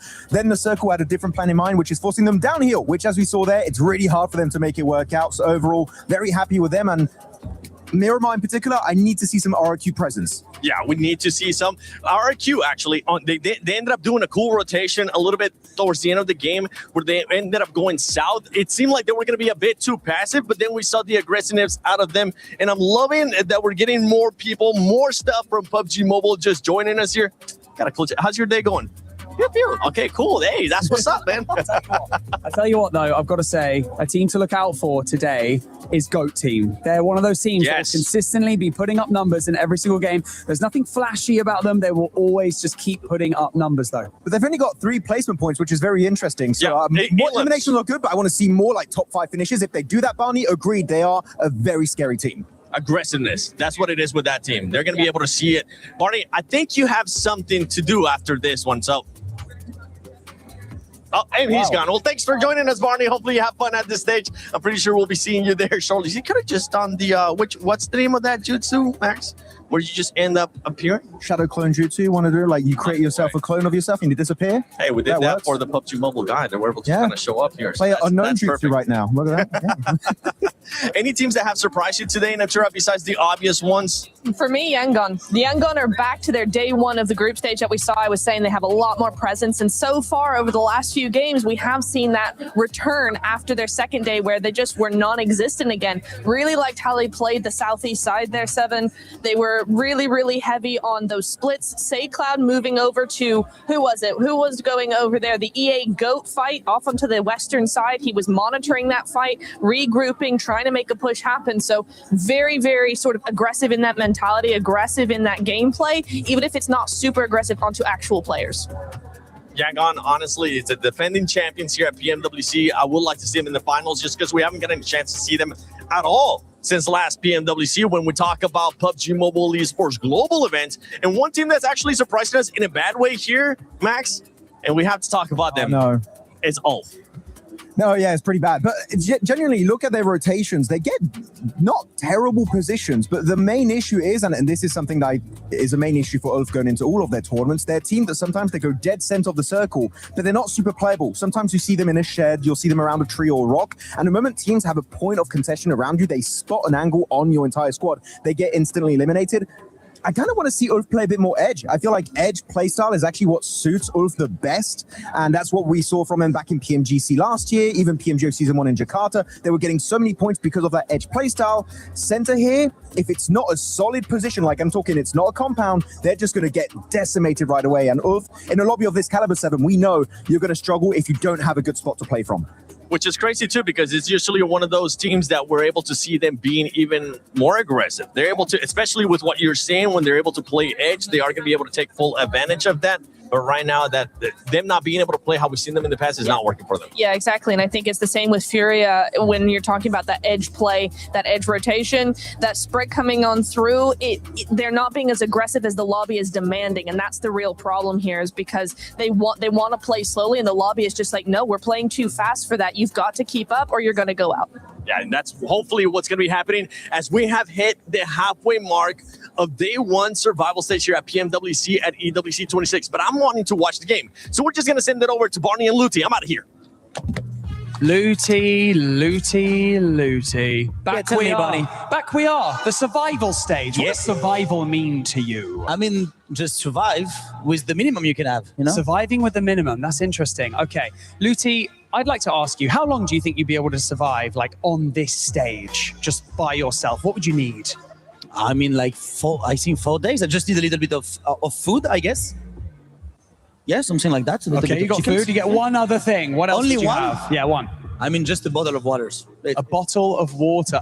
Oh, it appears like your dreams have come true. Yeah, that's cool. It is cool, isn't it? Right, Yeah. I'll see you tomorrow, mate. Enjoy. But Barney, it was like it was just a metaphor. It's just a metaphor. I'm not gonna stay on stage. It's a small bottle. Okay, I will figure out. Back to you, casters. I need another one. Barney!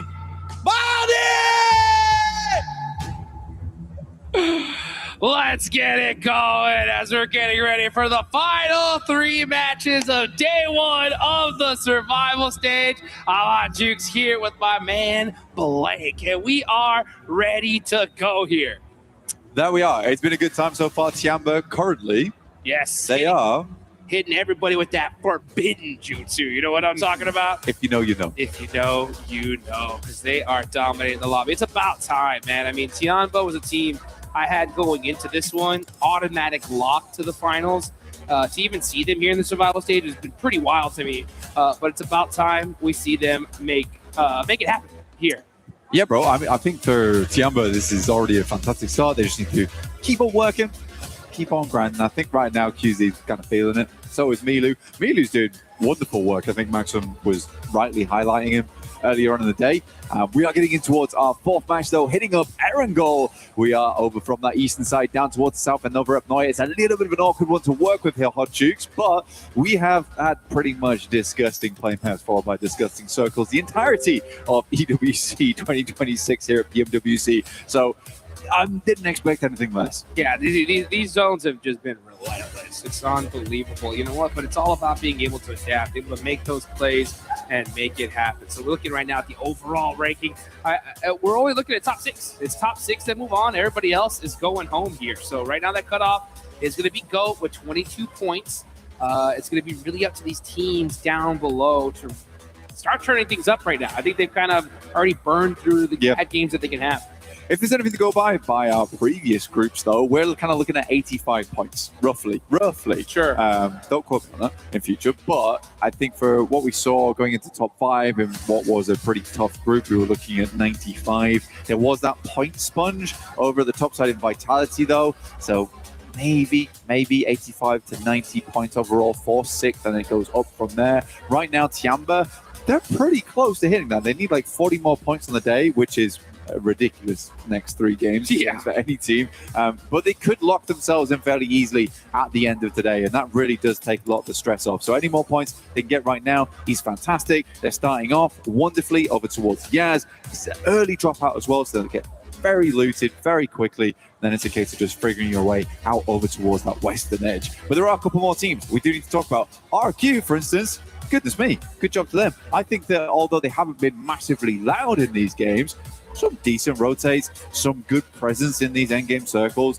Nothing insane just yet, but I think for RQ, this feels like a much more comfortable ride. You know, we got the suspension going at the moment for RQ.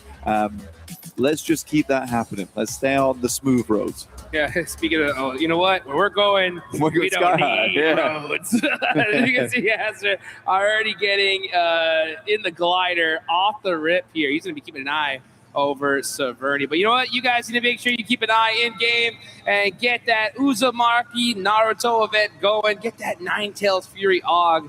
You definitely want to get your hands on that before it is gone. And you can see Yasser. He said, okay, I got the glider. I got my Murado. We are ready to go here. Yeah, no reason to stick around much longer. I mean, they made a quick approach over towards Severny, get yourself the loot truck if you can. It's going to be a little bit late for it, but they should be all right. Alula, though, Severny, a lot of options towards the future, but we're likely moving down towards Fields, Gakko Way, Pochinki, so they do have to shove through quite a few teams that have layered themselves over towards the top side of Rozhok and beyond. That's Yasnaya. Beyond is Yasnaya Ruin. That's correct. South George, yeah. Everyone knows that. Everybody knows That's that. a classic. Yeah, it is the classic. So, I mean, this is kind of it's good to see a more normal-ish circle here. About time. Well, actually, you know? Yeah. It's about time we actually see one here. So I think these teams are kind of breathing a sigh of relief. And now it's time for, to kind of get rid of any excuses, especially for these teams down in that bottom 8 to really start playing catch-up here, because Rondo has just been proving that map that it's just such a wild card for all these squads. We saw a 39-point game for E-Arena in just one single one. So, yeah, teams at the bottom could have a crazy pop-off match, but a team at the top could do it as well. So I think if you have the opportunity, like a normal circle here, you got to take advantage of it. You do. I think right now is an easy time to be going for something a little bit more casual, a little bit more chilled out. For Wolves, hey, you're not their biggest fan at the moment, which is totally understandable. It's understandable. It's totally understandable. There has been some, let's say, minor mistakes here and there from Wolves, but this is a good start for them. And I think it always has been difficult as time goes on with those kind of circles. If you're not experienced, you don't have that idea of how to play that at a lobby this level, you are going to get caught out. But this is a big chance. Now for Wolves, if they got up pretty early here, I think we can safely say to ourselves, it's not likely happening over the next couple of days, because this is a big chance for them. Yeah, it really is. And you have to utilize these opportunities here. You're not given them very often. And if you can't even capitalize on something like this, it's just a terrible, terrible sign. I mean, yeah, we have seen some miracles happen in the past, but with how consistent this lobby is already kind of showing, because, that was the problem when I saw the list for the survival stage. I was looking at some of these team names, and I was like, this is a problem, right? We got our previous champions here, right? We've got our PMGC champions here. We have our PMMI champions here, right? It's like, and then it's like Champ City. You got Tianba, who almost won PMMI, and so many other great names as well. So yeah, you just can't afford to slip here at this stage. And that Wolves play in the group stage of accidentally hitting that rock. Yeah, that upset you, dude. That broke my heart. I mean, thank goodness Baton hit the most ridiculous head pan shot out of a vehicle I have ever seen. To kind of minus 1,000 and then plus 1,001. Literally, so it evened out. But if they don't make it to finals here, it's going right back down, dude. Yeah, I think we're definitely. I will say honestly, Elementrix has been impressing me. There's been some good moments. I think if Wolves take anything away from this event, it's definitely team cohesion. Sure. I think individually all these players are like fairly decent, but we don't see these crazy team plays coming out from them. We don't see them work together like massively well. I still think they should be very, very proud to be here and getting through to survival stage though, because this is a really tough tournament. I mean, you just highlighted the amount of champions we have in survival stage. Very cool, by the way. But yeah, I do think because the circles were so insane over towards groups, some teams were able to get in that maybe wouldn't have been able to before, but you go look back on the circles and I think there was a lot of deserved wins, honestly. I think it was just hard. It was a very, very competitive current lobby at the moment. This is a very fun survival stage. This doesn't feel like we're really just calling the necessary amount of teams. It's like we're going to say goodbye to some real heavy hitters here. Some teams that, honestly, I would have liked to have seen through to the finals. We still got one more day left, though. Okay, I don't have to shed any tears just yet. Yeah, one more day is definitely a good opportunity for these teams to get it done. And it's so crazy, right? And I think the big reason on top of it why we see so many monster squads in this lobby is because in the group stage, good games were okay. We saw just something special that just made things so wild. I mean, Team Vitality on day one.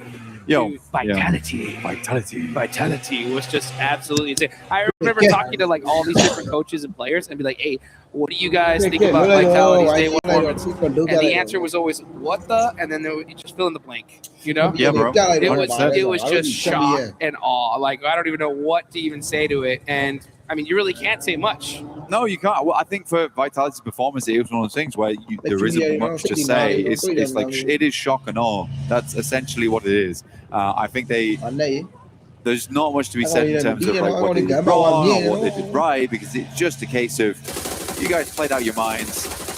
When we see you winning, we're just happy. We're just happy for you. Yeah, it sucks that we're going to struggle to make our way in now, but goodness me, you guys definitely deserved it. It made Group B very, very difficult for some other teams. We had such a tight, knit top 5 when it came down to it. A lot of teams, I think, on that 90-point border up towards, I think, 3rd place, because I believe it was only really Godlike who were able to break out of that 3-digit boundary, get up there. But yeah, everyone else was struggling. It was right down to that last game, which did shift up the rankings massively and led to E-Arena being here now. Unreal, dude. Honestly, like, that's like probably what frustrates me the most, dude. Like, I couldn't believe it. Like, E-Arena, 39-point game one. How do you break a record like that and just still not make it to the finals?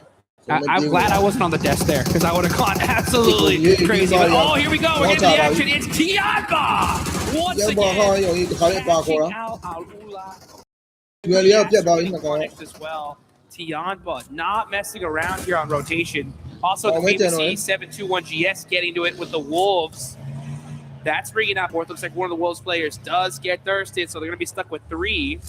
Man, there's that crazy fight going on here, because now we see 721 getting in with RRQ. There's a battle going on all back and forth.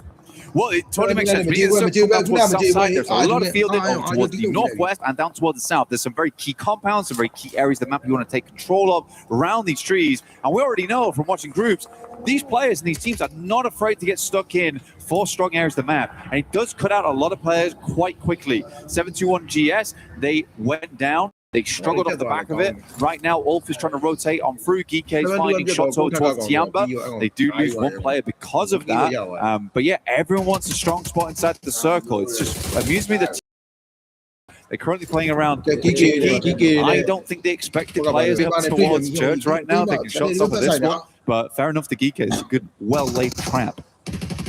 Yeah, they're going to hold this spot for as long as they possibly can. Oh, Arnett popped on the roof there. And he's going to go ahead and get back to safety. Fight timing is what it's all about here at this stage, especially in the survival stage. You kind of get into one of these engagements just a little too early on rotation. Boom, you're getting 3rd-partied, 4th-partied by all these teams that are just desperately hunting eliminations. Sometimes it is a little bit better to try to avoid those fights, unless you know for sure we can finish it out like really, really quick. But it just goes to show you, these rotations are not simple, especially when Team C finally a like normalish zone, right? It's like, well, I want the best spot. Yeah, I want right now. Best spot. Yeah, not second best, the best. Yeah, you sort of know how to play these circles. They're not awkward. They're not like split-second decisions. These teams have studied for this type of thing. Yeah, heading down towards the south side, it does feel a bit rough. For Alpha 7, they're currently trying to play off the back of the high ground to travel towards the eastern side of Quarry, but they have since left. Obscure still left behind, quite far away. We will get an next circling through soon. Where's it head up here, Jukes? Oh, I think we just go dead center. Okay, we go a little bit up on the northern side. Okay, we got a Pachinki field finish. Right to the right side of Chopsticks from Gacha. You can already see some teams pushing in immediately. You got Alpha 7 on the left edge, most likely going to wrap all the way to that north side towards Ruins. But man, that Ruins position, not really the best, especially if that circle decides to back on south. You know, when I see AWC, you know what it reminds me of, Blank? What? It reminds me of like those days when you were doing your homework, preparing for a test, and then all of a sudden the test happens, and it's like nothing you studied for. Yeah, they switched out the pace. Yeah, that's the worst. You're like, that is the what? worst. I spent hours studying these certain maps, these little areas, and then all of a sudden the zones are just going crazy here. You know, now we're starting to get back to core material. The zone is bouncing back and forth a little bit, you know, but finally it's something that seems familiar here. I think that's why we're seeing so many teams so quick on the rotate. Yeah, these were in the footnotes. Yeah. We had these. I was able to revise. good to go. So a lot of teams are ready to send in them towards here. A lot of teams trying to avoid Pochinki though, which is making a little bit of a vacuum on that northeastern side. Just because no one really wants to send towards Pochinki too early on, you get trapped out there. Very bad time trying to leave. You could play the rooftops potentially and have a little bit of presence. But I think most squads are realizing this is not the play to go for. KRX down towards the south side, not a terrible spot. They're out on the cusp of the fields. This is a decent area to work with. It does sit underneath the ground that a lot of teams aren't really heading over towards just yet. They'd rather try and locate a little bit safer position to play. You don't want to be open. Teams starting to crash you. At that point in time, the team also will find a little bit of a tricky rotation from that south side because they need to move through the fields. The biggest thing I'm most interested in right now is this split from RRQ. They are trying to control the majority of that western side. Yeah, that's a crazy split, to be honest. You're trying to find some intel, waiting for this next circle to decide where things are going to get ended up. I'm finally seeing a little bit more traditional circle rotation from Map 7. Once they saw that northern shift, they hugged that circle all the way up to the top. So they're going to be taking lots of moves here, as we can see. And yeah. Very, very OG from them. But, man, what's going on with them in their end games right now? They've just been struggling. They can get into some decent fights, but even in the last game or this game before, we saw, Carrillo, Revel driving, hitting these crazy shots out of the car. I feel like if they just kind of go back to the basics, you'll see them really perform to their maximum level. It sort of used to feel like teams would avoid Alpha 7. Like, that's a team you didn't really want to bump into. And I think for especially Miramar, a lot of times they kind of suffocate the teams out. They do get shift on this one, which means that Alpha 7 is not in a terrible spot. They do control the majority of that northern side. They will regroup on this one, trying to hold out teams, trying to swing around. But yeah, I don't think we've seen much time in the past, like Revo and Carrillo just dry pushing, no smokes, no nothing, over towards the location. Felt like a bit of a desperation move, so we'll wait and see. Again, as we know, they are trying to work some new tactics in right now to make it work. That's just pretty wild to me. I mean, I think right now you're in the survival stage. Do with what you know. You know what I'm saying? Maybe if you're ahead by 100 points, then you can go and try whatever the heck you want. But right now, it's just making sure you make it into that top 6. With this circle, though, the crowd is starting to get hyped because they know that it's a beautiful zone for them. And meanwhile, we got some teams pushing from the south side. You got GOAT trying to find their way in. You got Beauty and Red Force as well, looking for a spot in this next circle. And you can already start seeing some players get knocked here. Ulf catching out Claws. And that actually is going to be Alula eliminated. So that is already 3. Alpha 7 do find shots over towards Yangon Galacticos. Again, good setup from them. They were trying to cut off a eastern rotate over towards the position. I think for them right now, they understand that they were likely one of the teams that is only on that northern side. Not a lot of other teams have to make that a choice in the matter. So for them, they're like, okay, there's going to be some teams probably rotating out from Pochinki here, or at least trying to wrap around on that eastern edge. We sort of know that a team will be holding the compound over towards our southwest side, which is currently RRQ, and this engagement right here, which is going to pop off. But that's not going to endanger Alpha 7. Right now, though, Fuchsman does walk around the corner. Killer Joe also with the JS9 doing some good work. Goat is just cleaning RRQ out. Now, this is the man to be worried about, though. It is Lepar. He's on his own. Might go terribly. We'll see what he's got. Chops out the vehicle and gets the shot. No way, he jumped through that window and makes it happen. And now you got Force from GOAT. Gonna go ahead and get this res. But a crazy there from Lepar. And now on the third party, trying to soak up some of these eliminations. Perfect timing as well. GOAT is hurt. They are not looking too hot here. Attorney K up close and personal, looking to catch one of these knocks. Oh, they're getting it done. Irina making it happen against GOAT. Perfectly timed, and that is GOAT. Pretty much done and dusted here. Great read from Irina, honestly, moving in towards this one. This is a team that knows they need points right now. They do not want to have to go out. Good nade as well around the corner. Tries to make this as easy as possible and get the full cleanup on this. There's nobody nearby. Now, for Irina, you do have to think clearly for a second here. They just cleared out 2 teams on the western side. They have so much space to work with. Really good third party off the back of that one. So many teams over towards the eastern side. We had a very eastern playing path to start this off, so they just have a lovely amount of room. Beautiful indeed. Yeah, so that west side is clear for E-Arena. They're looking to get some of their aura back after losing it in the group stage. Wolves, though, there we go, starting to make some noise. Nexo does pop on up. This is the blessing that Alpha 7 have been waiting for. Honestly, this is no excuse at this point. A7 need to hunt down a double-digit elimination win here. Let's see if that's something that they can close down. On the side of Pachinki, we got Fudia, though. Ayala up close and personal with AGAL. And the side of Wolves. This is outside the circle. They need to finish this fight fast. Beautiful Molotov. And now AGAL forced to spread thin. But when is Fudia going to make this push? They are hurt really bad. They got to get it done quickly. Great scatter, though, coming through from XZZ as well as Flower H. Both went either side on the back of that one. Ensured they wouldn't immediately get taken down by a secondary. They're just going to back this off. They don't want to spend any more time here. They see the Wolves are coming in from the western side. Not bothering to deal with Furia just yet. I mean, AGL is like, why are you chasing us? Oh, wow. Go fight that team. Adios, Garcia. We don't want none of this right now. We'll fight you guys later once we get into this circle. So they set up a nice little car wall here, and they get away. So beautifully played for them. Honestly, that was the right play. They just realized that if we want to extend our life in this game, this is not the place to do it. Now, Fudia are on the hunt. KRX was waiting for him. Oh, this is a really, really rough push from the Wolves. There's really nowhere to go here. And they're barely making it out alive for now.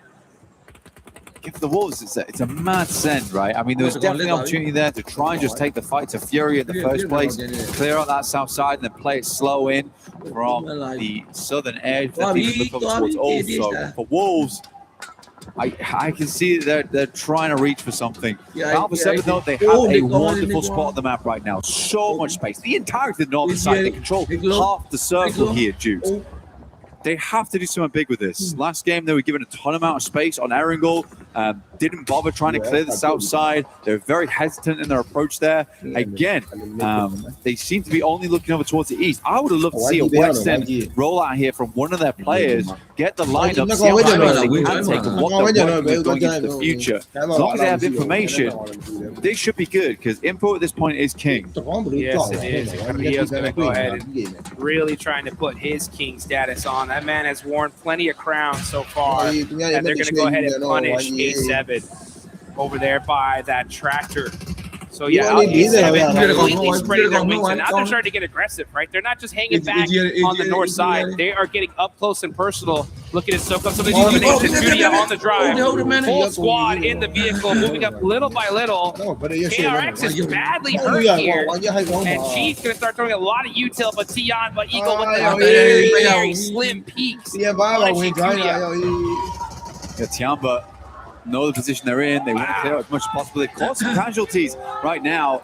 AJL has to head him over towards KRX. Looks like a fairly decently placed grenade. Goes long. Damage it did there over towards Hoxie. That's rough. Getting another knock there would have been useful. But Alpha 7 will do the rest of the job. Squeeze out. Extremely long shot here. But this is the thing, Alpha 7, they have this confidence. They should absolutely just win this game. This is like one of the freest games I've seen in a while. It's annoying because you give Alpha 7 a game like this, you know they should win. And you know they probably will win as well, Duke. They have to win. It's not even just they will, right? They have to win this. If they lose this is going to be just devastating for everybody that believes in this team. We saw a picture of the crowd right there. They're dancing already. They're jumping. They're already doing the victory lap because they know this one is in the bag. So this is A7's game to lose. Let's see how it all ends up, though. Look over here towards Slaughterhouse. EK going to be holding it down with 4 eliminations so far. Yeah, not a terrible game here from DK. They started off well. A little trap laid over towards Church. Able to quickly get some shots off.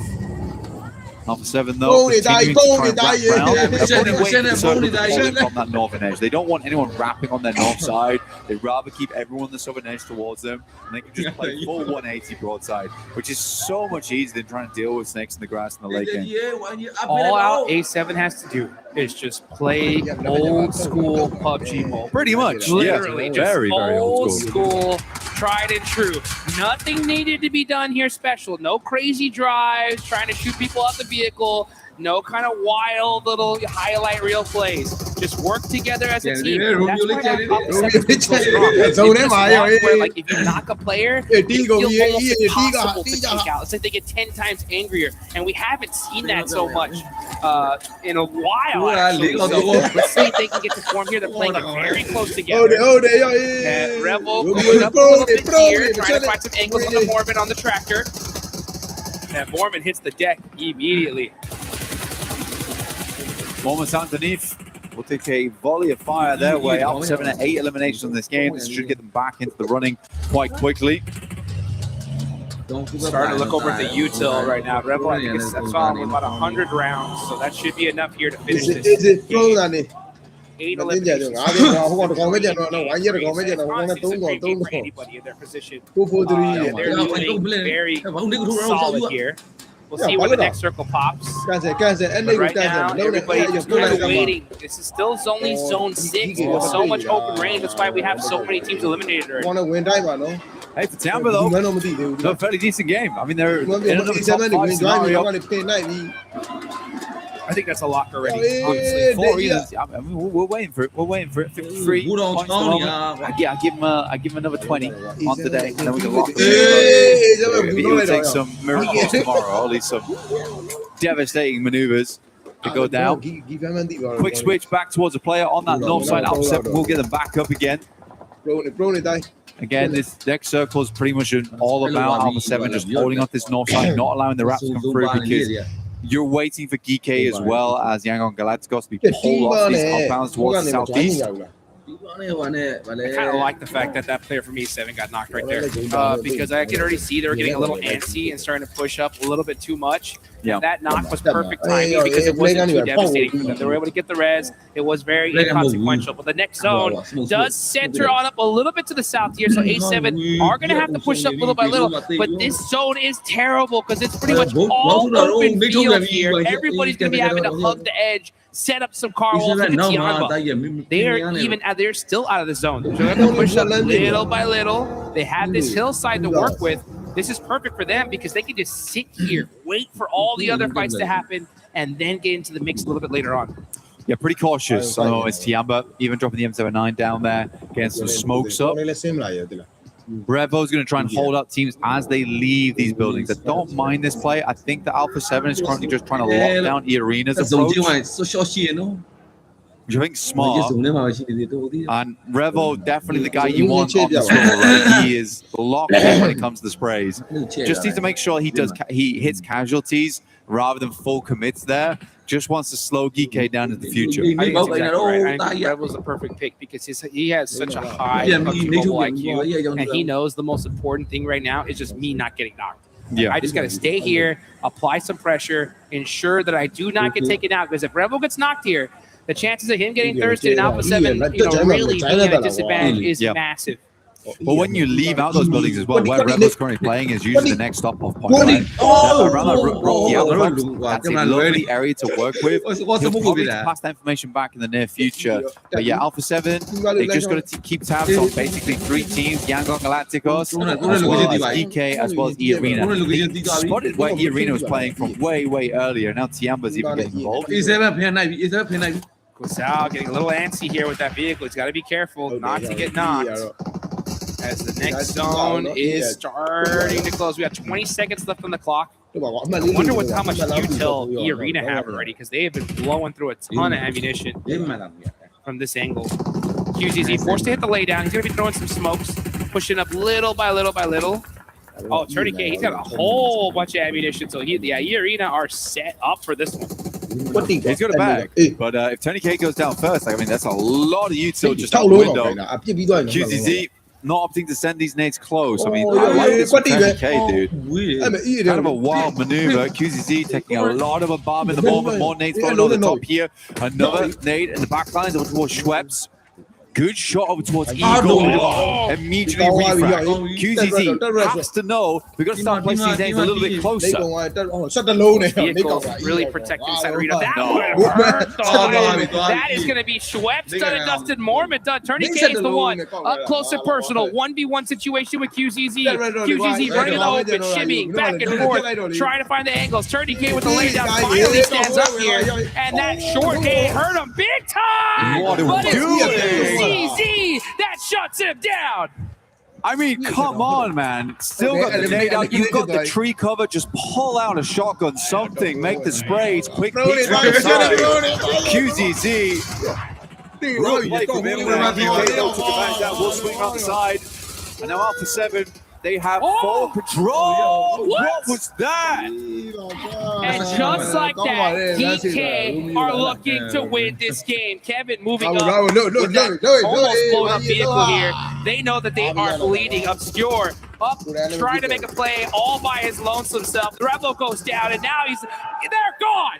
DK said, done. Yeah, see you later, Alpha 7. This is our game to win.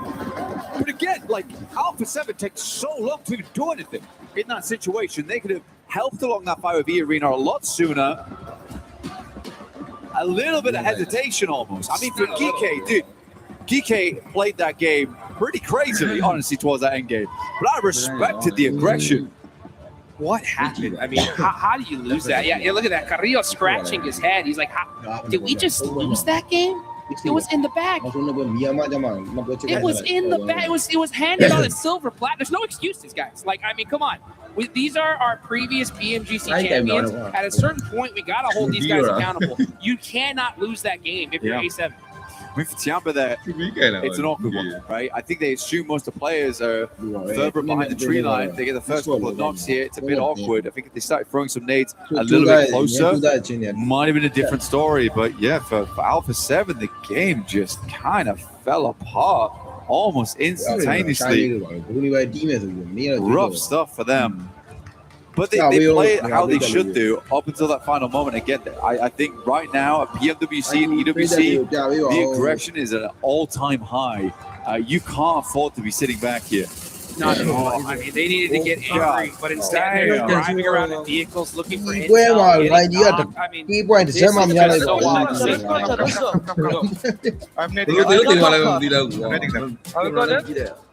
Go, guys, go close. Go close. One behind, they're behind.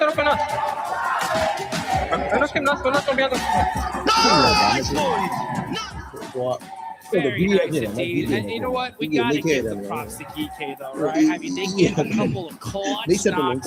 They close it down in a beautiful fashion. They don't hesitate. That's what you need to do, right? I mean, you're at the disadvantage positionally, but if you do end up getting one of those knocks, you got to finish. And GK said, you know what? We know how to get it done. I think we saw sort of the issue there right at the end, where Alpha 7, you got Carrillo as well as Revo, like, they're pulling off. I think it's Weezer actually. Oh, damn it. The angle DK's taking control of the game, whereas realistically, Alpha 7 sort of let the game control them all the way until those final moments. So by the time they're trying to reassess and replay against GK, they were already living on massive high. Flew around the side and just hit some nasty shots. I mean, for Easy for Bad Boy is an incredible player, an incredible talent on that team. Deserves all the love he gets, honestly. But there's no one in survival stage right now. There's no one in PMWC, EWC that can't hit disgusting shots like that. Yeah, that's for sure. You know, I'm being a little hard on them because they go to second place. They got a second place, which is great. It's just it would be devastating if they're the 7th place team by just a few points. Yes. And we've seen it happen so many times. No, I agree. So that's why it's like if you have that opportunity in the bag and you don't close it, my eyebrows go up quite a bit. You know, like, oh, this is not good. So we'll see what happens. We'll see how things bounce back for these teams. But man, one team that's been doing really, really well here is Fury. Yeah, Fury's done insanely well at the moment. I genuinely have really respected the way that Fury's been playing. It feels very, very different to what we saw in the groups. Let's say that, but I think we'll let Kalaris ask most of the questions in just a little bit once he's ready. We're getting teased right now in an interview for Furia shortly. But yeah, overall, they're playing very, very good. Excited to listening with them when we can. But yeah, Tiamba in the top 5. I think they got fairly far into. I think there's maybe a top 4 that they got there. They're just churning out points still churning out those points. Anyway, let's head down to the stage with Kalaris to hear a little bit more from Furia. Thank you, boys. Hogging all the stage for yourself. No, we've got Fury. Very important to talk to, as you say, Blank, here for all of this. So let's talk about the day so far as a whole here for Survival Stage. A lot of people expecting good things from Fury. What's your perspective on how the games have gone so far? Como é que vocês estão se sentindo, né? No primeiro dia do Survival Stage. Vocês estão se sentindo sobre o dia de hoje? A gente está muito tranquilo e viemos para amassar hoje. We are very relaxed and we came just to demolish them. Okay, and let's ask about the Erangel then. When you were rotating along the beach below Primorsk, eventually you came back and dealt with Nongshim Red Force for some more eliminations, and then continued to skirt around the edges of the map to eventually try and get the win, but it didn't quite work out. Did you think there was any difference that could have happened in that game, or you could have got the win? What are your thoughts? Sobre a queda de Erangel ali, a rotação que vocês fizeram ali, passando por Primorsk, depois voltando para pegar Nongshim. Esse jogo foi bem difícil. O que vocês acham que faltou um pouco, né, para a vitória de vocês nesse jogo em específico? A Cal foi travar as costas e nós brigamos com a NS e depois para ter uma progressão para frente limpa, nós foi fazer pressão na direita e acabou perdendo. Acho que dificultou isso a play. So the call out was just like to hold our backline. So Nongshim arrived and we got them. But when we managed to like lose the first player, we kind of misplayed a little bit. That's why it kind of ended our run, yeah, as a whole. All right, thank you very much, Chief, for joining us here. As now we head on over to Barney, who's ready with Nongshim Red Force. Thank you so much, Kalaris. Yes, I've got Quizzy here from Nongshim Red Force. We're going to chat a little bit about what's been going on so far. But first and foremost, let's talk about coming off the back of the group stage, only just missing out into the direct finals spot. So coming into the survival stage, what elements were you guys focusing on in order to just make sure that you could most definitely come out of the survival stage and into the finals? 엑시 선수 첫 번째 질문은 좀 몇 점 차이로 아쉽게 이제 파이널 직행을 좀 못했는데 이번 서바이벌 스테이지에 와서는 좀 어떤 걸 중점으로 좀 개선을 하려고 노력하셨는지 궁금합니다. 저희가 사실 뭐 연초부터 WC 직전까지 연습했던 게 교전으로 자리를 뺏어내거나 대회전을 통해서 교전으로 자리를 뺏어내는 걸 연습했었는데 저희가 그룹 스테이지에서는 교전보다는 생존하려는 게임을 하지 않았나 생각을 했었고 그게 피드백이 돼서 이제 그룹 이거 서바이벌 스테이지에서는 교전 중심적으로 풀어나가려고 하고 있습니다. Well, from the start of the year, I think what we have prepared for WC coming here, it was just to take their spots from the gunfights, and or we have a grand scale of turnaround, and then maybe we can take their spots as well with the gunfights. However, in the group stage, we didn't do that play. We mostly focused on surviving and inside the circle. So this stage in survival, there's no second chances. So we try to focus on our gunfight, what we have practiced, and we try to show our plays, what we have prepared for. Well, map 3 has been particularly good for you guys, but let's talk a little bit about map 2 and map 4, both on Erangel, of course, but you've been on both occasions rotating through the south side of the circle, and on both occasions tried to kind of clear out the teams that are in that south side, like Furia being that team both times, and you kind of failed to capitalize on that and then push forward. Were you just trying to clear out any teams that could be coming in behind you, and what could you have done differently to be able to come out of that, you know, with a potential win? 사실 이 매치 4매치 에란겔에서 사실 좀 교전 플레이가 좀 많이 나왔던 것 같은데 사실 교전이 뜻대로 흘러가진 않았습니다. 특히나 이제 자기장 바깥쪽에서의 교전이 그렇게 좋게 흘러가진 않았는데요. 특히나 이제 퓨리아와의 교전에서 좀 지는 모습이 나왔었는데 좀 어떤 점이 좀 잘못됐다고 생각이 좀 드시고 좀 그 플레이에 대해서 좀 더 설명을 해주신다면 좀 어떤 점을 설명해 주실 수 있을지 궁금합니다.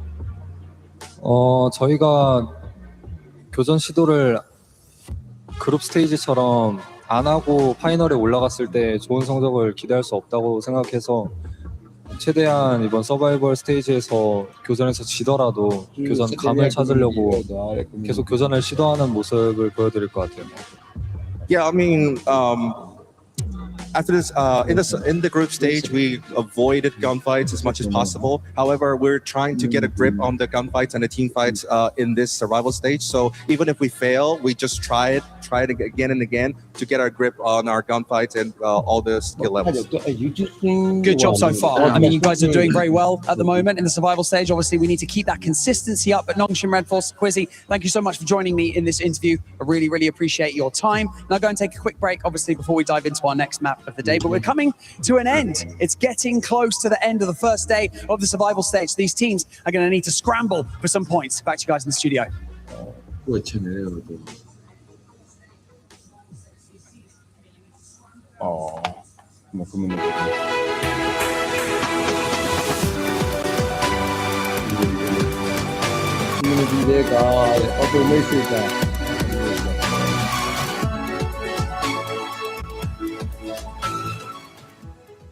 It is Yangon Galacticos!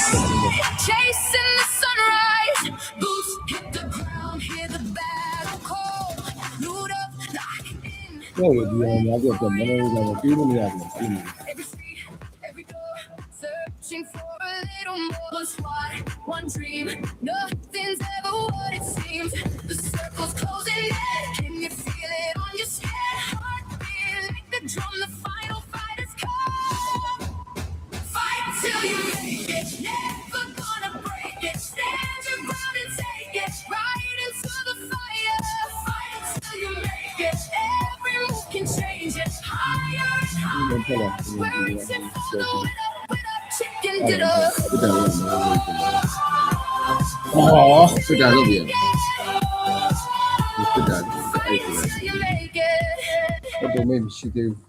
Congratulations, Geeky. You got the win. But right now, Alpha 7's back, baby. This team, I've been wondering where you have been. We haven't seen you in such a long time. In this game, we actually got a chance to see the Alpha 7 that I've been wanting to see for the longest time. Welcome back, everybody, to PMWC at EWC 26. I'm joined by Lace, the amazing dress. Damn, Jackie, you're looking good, my boy. Oh, looking fresh. Neptura and the 7WG, but Neptura. Yes. It was supposed to win an Alpha 7 win. It was. It was supposed to be. We'll get to that in a second. But first of all, Alpha 7 doing a fantastic job on those early game rotations. That's what got them that second place win because the zone was centering up. They made a full rotation down the south side. Zone moves up to Pochinki and they go, ooh, that's not very good for us. Let's go around again up to the north side. So a really nice set of wraparound rotations in that mid phase, enabling them to get a great position, not only in the zone, but in comparison to where the other teams were, right? Because all the other teams are on the southeast side, all battling each other. And for the longest time, A7 just were having a picnic up there. Yeah, I mean, they had that control of the northern side, just exactly like you said. Revo going for the scout onto Geeky. But then Alpha 7 were a little slow heading on and up that hill to get into that third fight. Obviously, the terrain a little bit difficult for them to sort of push through. But I think the mistake may have came from Revo not telling them that Geeky is moving on the southern side. So obviously that would have been like the kind of misconstrued message, which would have held them back even further from pushing into this third party with EARE and TFO. Yeah, and in this fight, honestly, Jackie, I was looking at it, I was like, find a way, Alpha 7, to third party this because you're not going to be doing anything with those teams towards the top with Geeky, and you were going to have to do something at some point, especially with the way that the circle is going. That delay for Alpha 7 lost them the game.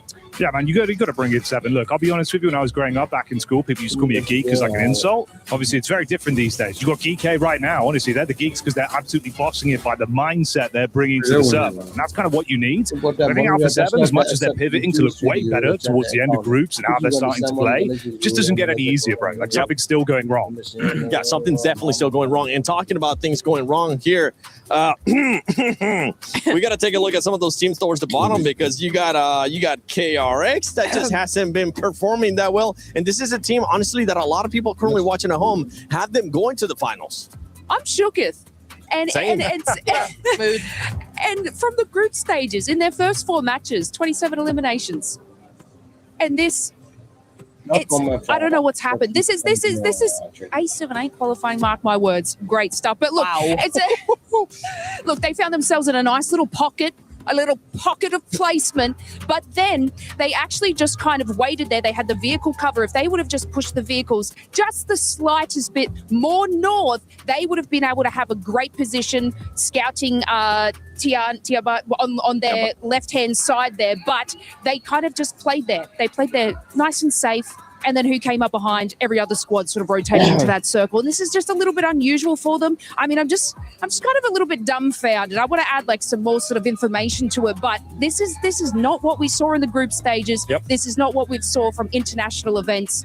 What doing, guys? Yeah, no, it's a real shame because they have so much potential. We've seen them do so many things before, and there's just nothing. It's complete crickets that we're hearing from them, to be honest. I do want to say shout out because Geeky did win that match. Kevin won that match for them. I'm going to say that because he was the one on the south side to push forward when EA and Tiamba were having that fight. He was the one to push forward, get that info, and facilitate the rest of his squad actually pushing onto that position. That enabled them to win the game. So GG Kevin, shout out to you. Yeah, and for GK, this looks kind of like what we saw out of them in the group stage, right? Especially in day one. They ended up getting a win in Rondo. Today, they ended up not getting a win, but they still ended up performing quite well, especially when it came to Rondo. But this team needs to make sure they stay with this consistency because usually we see a bit of a slip-off. Yeah, I think so. I think this is also where we're getting towards the tail end of the day, where you have teams like GOAT that, for my money, you get to Miramar, I think they'd actually step up and rise to the occasion. Like, later rotates, they perform better on that battleground, for my money. I think you're going to really start to run into some uncomfortable territory where they've got to keep it going. And this is where, GK, Tiamba, squads that were a bit paralyzed by analysis in the group stage are now way more proactive. We're seeing some teams try and adopt that, but it's just not fully there, Seth. And for GOAT, we're going to have to point out those placement points because, my goodness, 3 placement points. We know you are aggressive, GOAT. We know that you can get those eliminations. But the beautiful thing is, if you find yourself later into the match, Neptura, those eliminations will start coming to that team because they are that aggressive. Well, exactly. I mean, look at Nongshim, Red Force, and Furia. Both teams, E-Arena as well, actually, all three teams, they play edge. They wait until the final few phases to really get those eliminations. They only get fights if they're going to try and fight an entry point. That's the only time you see them get those eliminations in the early game. So all three of them, yes, Furia, okay, maybe not the best example, 9 placement points versus 23 elim points. But Nongshim, 16 and 16, E-Arena, 13 and 18. They're able to be very consistent on both fronts. And yeah, GOAT definitely need to take a page out of their book. They just did a top 5. Like their eliminations are crazy, and if you have a look, it's not that far in between. But if they can just get this top 5, it'll change things for them, push them in that top 6. So greatest of all time. Please, I think they can do it. Please do it. And here, as we're looking at the second page of the overall, we got AGAL. I mean, this is the squad once again. This is so crazy saying this after almost every single team, but it's just the way we are going in PUBG Mobile Esports. Any team could actually end up going to the finals. There's just so much good competition going on here at PMWC at EWC 26. But AGL, once again, not the performance we're expecting. No. It kind of feels like they're trying to do what they were doing in the group stage, but for some reason the lobby is just not allowing them to, and they've got to adapt. I think it's probably something to do with those rotations. They keep getting caught out in the mid phase in a whole bunch of teams. If you look back at their games, most of the time there's 3 or 4 teams in very close proximity to them. So for me, I'm like, you need to start avoiding some of those teams, some of those players in that mid phase if you want to survive. Oh, I'm hoping that's going to be the case because we are past the halfway mark here at PMWC at EWC 26 for survival stage. We have 2 more games for day 1 of survival stage. We'll see what's going to be happening in Miramar. Before we go to Miramar, though, let's send it over to Kalaris and Maxman. Went away from us. What a delightful treat here on the stage. I get to be with Maxman to talk about everything that is going on throughout some of these games, as well as kind of highlight some of the teams. You guys have already talked ad nauseum about Alpha 7, but it's definitely one of the teams that we also want to talk about, right? Because here in the survival stage, there are previous PMWC champion, previous PMGC champion. There's been some glimmers there for Alpha 7. It's just they could go a little bit further. What do you think? No, I fully agree. It's definitely not been the year of Alpha 7, right? 2026 been a bit rough. PMMI, PMGO Season 1 having a bit of a bad time. But here going into the survival stage, that's some very slow start, especially that first Rondo, the first Durango, only 2 points on those two maps combined. So definitely not what you're expecting to see from a roster like this. But I was just talking to Revo actually just a few minutes ago, and we did see at the start today, Muth on the lineup because Muth is like a Rondo player, and also he's fairly young, so let's just try and get him involved a little bit, get some experience. But unfortunately, by doing so, I think that they did have a bit of a slower start, but now the main lineup is back on board. So Alpha 7 here with that game in particular, I'm hoping we see just more consistent points coming in. I think if you're going to make any changes, the start of survival stage, you try and kind of tease something out for it, especially if he really appreciates Rondo, is going to be the kind of place to do it. But for this Alpha 7 roster, what's interesting to me is that I still think that these guys have the gun power, the play, the potential to get big limb games, but we're not quite seeing it just yet. When you go to the next Erangel, right, where they're in a position just above kind of that Nongshim Red Force compound. When I say above, I mean verticality-wise. Upside, it was south. It was south.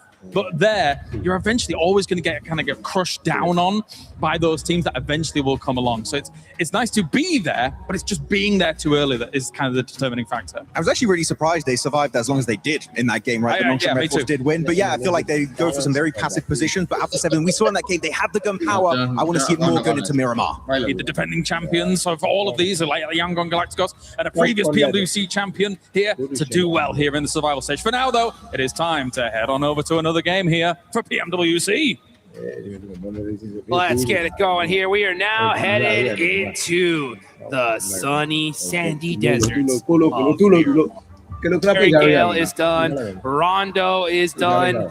Now it's time to get into the desert and see if these teams, especially the squads at the bottom, right, can pull out a big win here to at least put them in a good spot for running a top 6. We see Tianba already with a massive point gap, right? So they are looking very, very comfortable to at least make it into the top 6. Absolutely. I think Tianba is looking really, really good right now. It's interesting that there's quite a few teams that are massively taking advantage of this lobby at the moment. And you can't let those types of free wins slip you by because those will be the difference. We don't want to see certain teams being in 7th place with 4 points that we know that potentially, if changes were made, they could have met those requirements. So we are getting over towards Miramar now, down from the southwest up towards the northeast. Very different battleground for a lot of our squads here, looking to switch things up, looking to get back on the map. But for Tianba, it is roughly another 20 points here, 19 realistically over the next 2 maps to make it very, very hard. I was going to say impossible, but I don't want to be the guy that curses Tianba. Yeah. Yeah, exactly.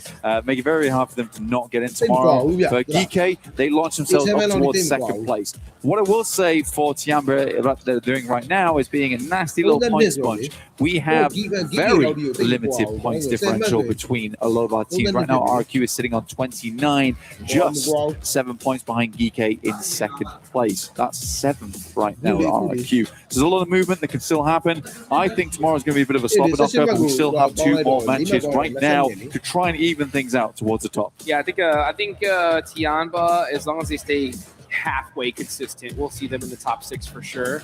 But everybody else, it's still anyone's game, right? So there's still a lot of slots still available here. This playing path is very, very classic right here, right? So we finally get to see a good one right across the way. Yeah. That's what I'm talking about, baby! Water circle in Miramar! Give me the eye. Awkward. Would love to see it, but it's launching a lot of teams out over towards the northwest side of the map right now. So they need to get a move on down towards Impala, but east side of Los Leones, maybe try and take up some of that high ground early on. But honestly, I think a lot of teams are going to be looking over towards Impala and the high ground that sits over towards that northern side. La Bandita, a little bit of a weird funnel for some of our teams coming up through. I do think there's going to be a slight delay here. When we hit zone 2, however, we'll get an answer. We head forward towards the eastern side. Might be interesting, might be, but as I've learned my lesson multiple times in the past, is not to get too excited about these ones too early. Let it happen. You know what, guys? I'll tell you what else you can make it happen. You can get some of these sick weapon skins in the game. You can see right there, we got that Ninetales Fury Og. The Naruto Uzumaki event is still going on, guys. The best PUBG Mobile collaboration I have seen and witnessed in my career of playing PUBG Mobile, which has been since this game has started. So I love it. I hope you guys can get your hands on it before it is gone. And some of these teams and players need to get gone pretty quickly here. With this playing pass, you're going to finally see Alpha 7 be able to get their whole postal hot drop. So they're going to get that loot. They're going to get set up. With this circle shift, though, they are going to have to get moving through quite a few different teams. And hopefully we could see them get into a good space. Again, personally, I'm extra harsh at this point here because a lot is on the line here, especially when it comes to the legacy of Alpha 7, winning PMGC, not making it to a final just yet, and losing that last game had me really just scratching my head here. And I know we literally saw Carrillo scratch his head after that one as well. So hopefully it lights a fire in this team and just be like, you know what? All right, we should have won that one. Let's make sure that we make it happen here again. Sometimes all it takes is just to get a good, decent game to really get you going. And it could happen here and now. Yeah, for sure. Again, I think there needs to be something that launches them into action. We were having talk beforehand. We're banging on them out a little bit right now because literally everyone else has talked about. Max has just talked about Kale's just talked about them. Dex just talked about them. But yeah, I think it boiled down to us saying, just be Alpha 7, guys. You guys are aggressive. You're a strong team. Great teamwork overall.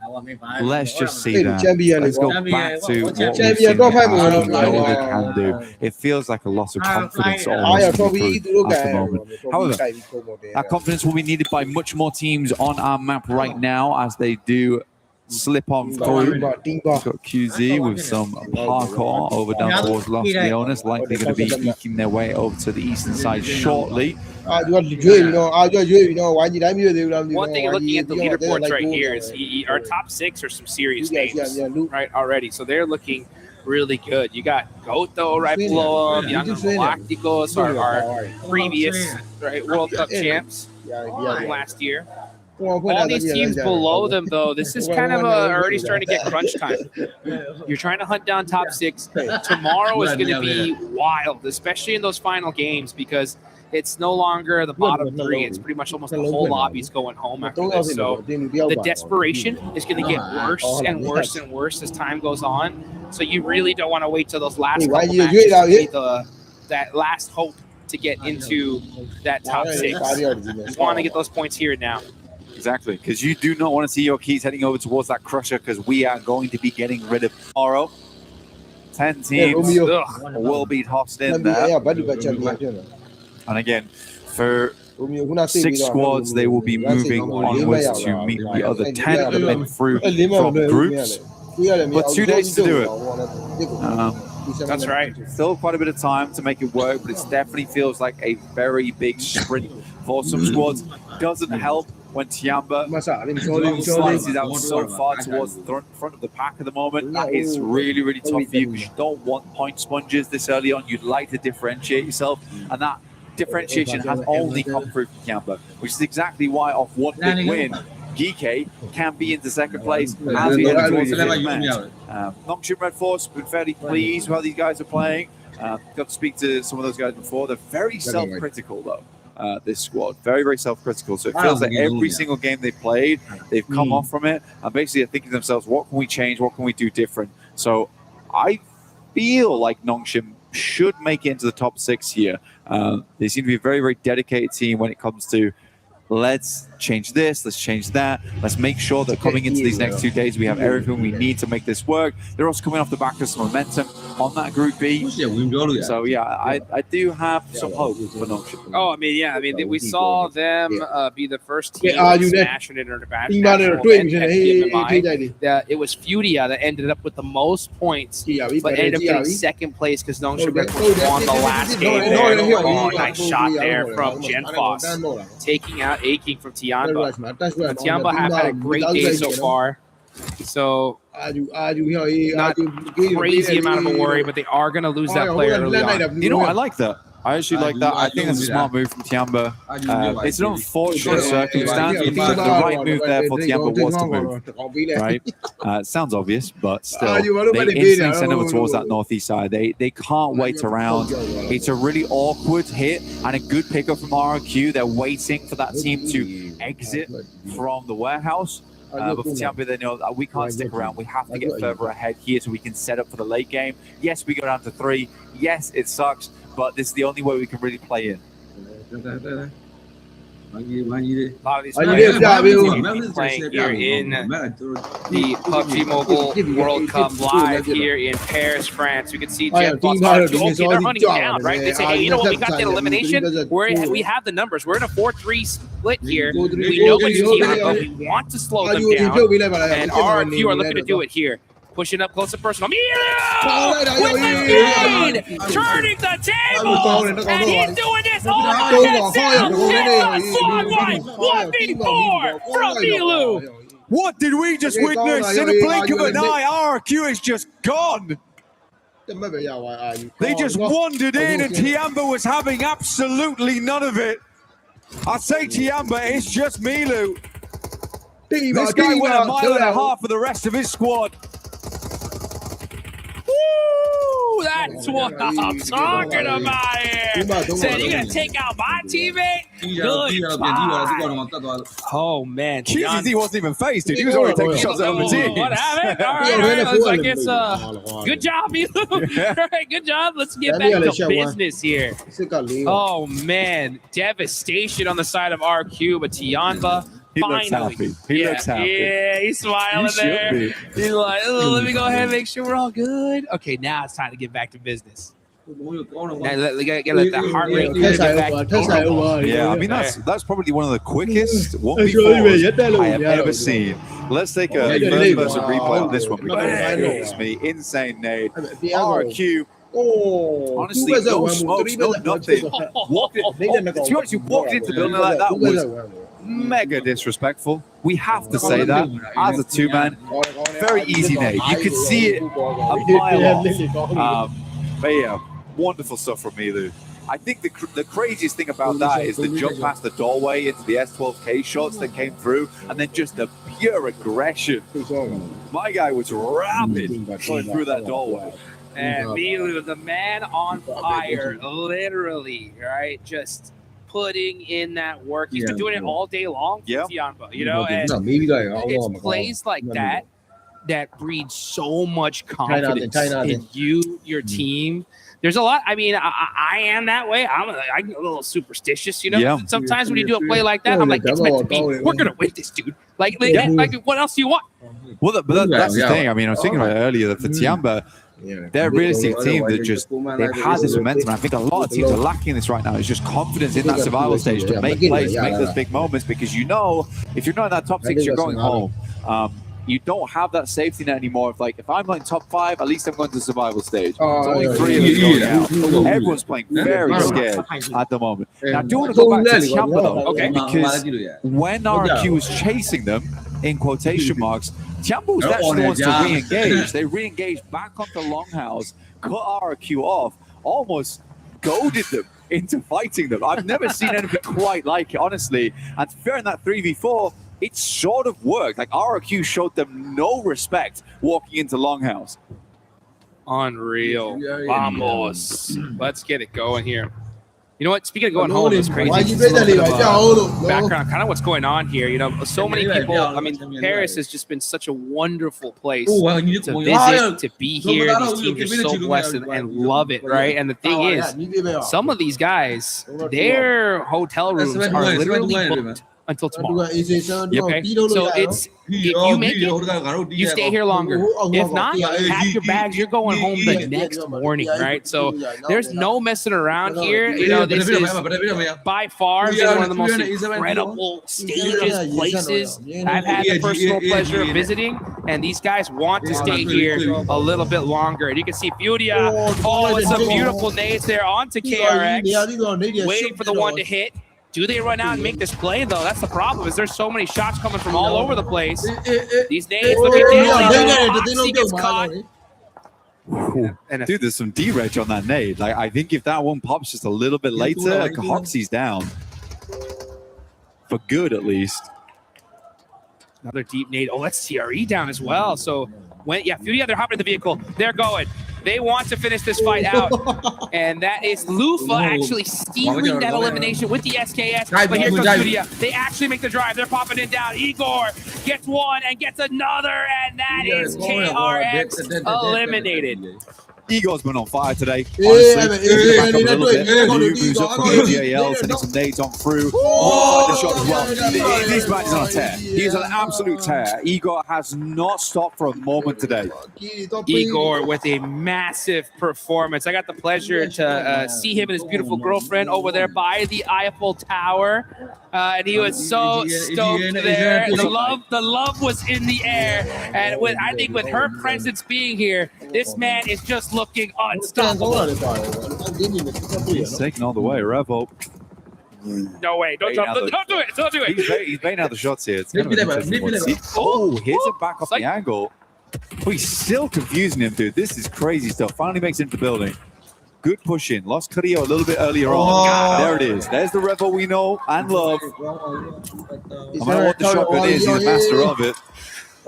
Risky play, though, by the way. Dude, that's a straight 1v1, dude. Like, he gets knocked, he's thirsted immediately. But sometimes it takes that, right? Sometimes it takes making those risks. Couldn't wait. He couldn't wait, though, right? You know, he's baiting off the window. He listens to the sound cue, hears him back it off. Doesn't wait. Want to wait to resurf in those rooms. Oh, man. The plays are ringing out here. You can see Furia with a good, solid position in this next zone. A lot of central spaces are taken already. Wolves have a good spot here. They're one of those teams that desperately need a good performance if they want to hold on and stay just a little bit longer here in Paris. And let's get this going. We are in the hillside between Los Leones and Impala. Where's the zone going to go, though? Up to the north. Okay, all right. So Furia locked in the middle. Tianba as well. Wolves have a position. And our previous champ, General Galacticos, on the south side. Gonna have to fight. Yeah, tough push for them. If they try and isolate over towards Geek, because that's a full-on drop-off down towards the warehouses where they're playing. Yangon and Galacticos could find some good shots their way. Then we swing around over towards 721 GS. Be far easier just to wrap it past Goat, though. Goat's currently moving. Tianba were able to find themselves a decent building. These guys they're just expanding in the lobby right now. This is very much a lot of pressure coming through from the squad. Furia took some risks. Igor's cancelled all those risks out fairly swiftly. Now they got Alpha 7 over towards that northern edge. I think a lot of teams just do not want to see this one move over towards that northwest side. Dolphin's taking a bit of a gamble on the compound that sits in the middle of the fields. That's that MK. That Bob Barker bringing out here. Didn't have a lot of ammunition for it. I think I only saw like 38 rouns. Be a little bit conservative with that. That's one of the biggest things when it comes to Miramar. Resource management is so important. You gotta have that util towards the end game. And sometimes the only way to get that is by looting some boxes. We get Skewin and looting. The MK, it hurts. Shoot it as fast as you can click it. But I think for these moments, it's just pure situations where you want to get up in people's face. Like when the shotgun would be very, very nice here. Schweppes dodging the vehicles, moves out the way, will duck back down again. Look, the rest of the arena floundering a little bit. Schweppes immediately on the front line. Not able to stick up, and 10K next to fall here. The arena side basically right now by Alula. Quick with the quick thirst as well. Thai squad in some trouble here. It's up to Joker. All by himself. 0 eliminations. Tries to put something on the points on the board for his team. Quick's going to throw that nade. That bounce does hit him up a little bit. Another piece of util. And Joker barely surviving that. And now that's burn, baby, burn. That is E-Arena out. Alula with 3 eliminations controlling the north side. Alula now looking to force their way down from the north. I mean, E-Arena just crumbled that. A real unfortunate scenario for them. Just hoping they could go further in this game. The E-Arena, they're sat in 5th place. They would look to add some more points to their tally. Not meant to be, though. Yangon Galacticos, they did swing over the top side Ooh, of Randy, 721GS. Smile just take a knock on the back lines, though. There's 2 down for this squad. This is a rough fight between the 2 of them. QZ, I don't know how he hits that shot, but he does. Right from the center of the map, he is sending letters off to the very corners of Miramar. Making it happen. QZ, 20-year-old Chinese superstar. He was the MVP of the PUBG Mobile Macau Invitational, even though they didn't end up winning it. It looks like Milu, though, is really performing so well. You know, that's hyping him up, saying, all right, it's time for me to start putting in some work as well. Next zone does pop. Tiamba are going to be in this next circle, so is Beauty. We'll catch a break here, and they honestly need it. They've had a really rough day. They only have 2 players up, but they have a central position. Not the best one, though, because everybody's going to be looking right at them. It's going to be tough for them to get some eliminations. Maybe they can catch some steals. We'll see. But looking on the south side, not in zone. Goat's going to have to push on up. Yangon Galacticos right next to them. Looks like this fight is imminent. Yangon Galacticos, they did go for that reset at the moment. Go start to move up on through. SayCloud is completely out here. They were able to recover Smile earlier on, but as I said before, no one really wanted this with the head over towards that northwest side. Sadly, it does. I'll see just how much it cuts in the near future, but it's going to become a very uncomfortable final couple of zones. Smile dodging as much as he can, gets behind the vehicle at least. We'll see if he does get flushed off the back of that one. Romeo. Swing up towards that top side now. Information, but Minot's down. He's going to think twice about taking that engagement. Killer Joe out inside the smoke might just be the one to take down Romeo afterwards. Killer Joe said, let's go. Let's get out of here right now. Bootsman with the M249. Making it happen, putting down that suppressive fire. He's got plenty of ammunition in the bank. It's time for him to start using it. Switching weapons over here. Very, very interesting as he's popping off some shots. 721GS, you can see the look on their faces. These guys are locked in right here. 7 eliminations so far. This could be another good game for them. They are climbing up those leaderboards little by little. They're in 8th place right now. But they know now's the time to close the gap and win this game. They're on the edge of the circle. They are just trying to hunt the spot in this next zone. Bootsman, got that 8 times. Getting that lead piece. It's funny going from the 8 times to the M249, the red dot. I mean, he is really mixing and matching. What kind of ranges he's working with? Gets a bit more ammo online. Force doesn't need to get picking up though. Noxian Red Force sending down towards the south side. They picked up Force.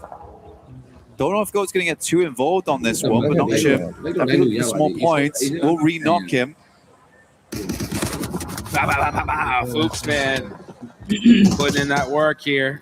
And we see Revel get a knock on the 721GS. They're back, and they want this spot here on the east side. It's up to Rian all by himself. Revel is ready to say, you know what? Let's not just run in blind. Let's use some of this util. Bang! Oh, but they do end up getting 1 player down. Got to be careful here. Another nade! Will barely survive it. Alpha 7 cannot afford to go down here.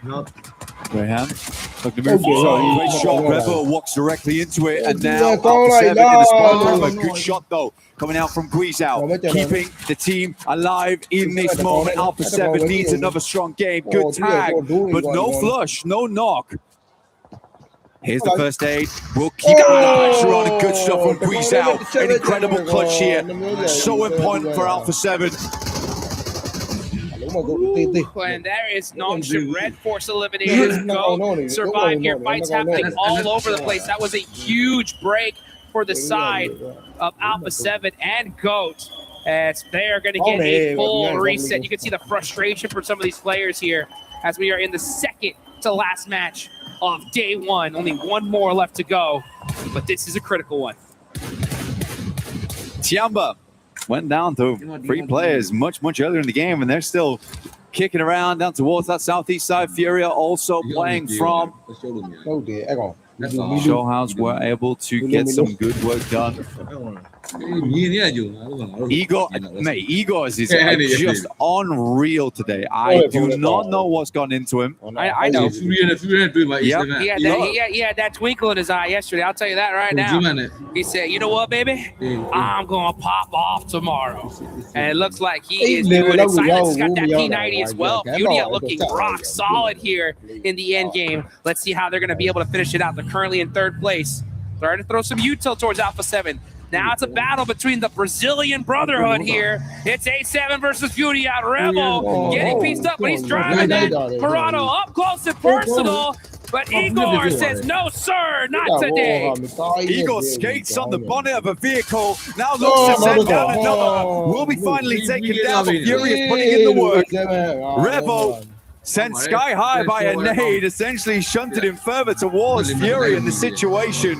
Nade's planted inside the smoke. Obscure's going to send wide. Knows he can't do it now because he's getting shot at by so many separate squads. Sets up behind the trail. Well played shot from distance to take the rest of Alpha 7 down. Not a bad result for them, but 8th place is not going to give you many placements overall. They're going to put something on the board, and that's honestly what they need to do. They're currently in 4th place. That's going to be good enough. As long as you're in that top 6, that is all that matters. That's going to keep you in this tournament just a little bit longer. Tiamba, though, they're still in this game. Furia as well. It's a huge opportunity for them to start soaking up some points and make a big gap going into the last game. I don't know, man. PUBG Mobile team seems to have blessed Ulf right now. They've just got 2 loot crates dropped on top of them. Yeah, absolutely. It feels like shining lights all around them. 777s. Cat, they need it, honestly. I see Cat's walking in here with a band-aid on his hand. He's like, you know what? I take all the money that I can, you know? MG3 as well. I mean, drop some smokes on the other one. Get out of there. Honestly. They got a nice setup right here. They got a blown-up car, buggy on the other side, hay bales on either side of them. So they are dead center. Should be able to get some solid placement points. Who's going to win this game, though? That's the question. You got Dopeness up top.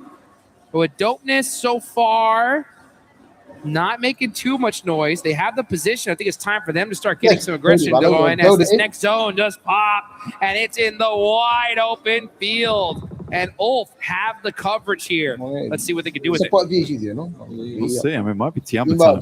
It may actually be Tiamba time.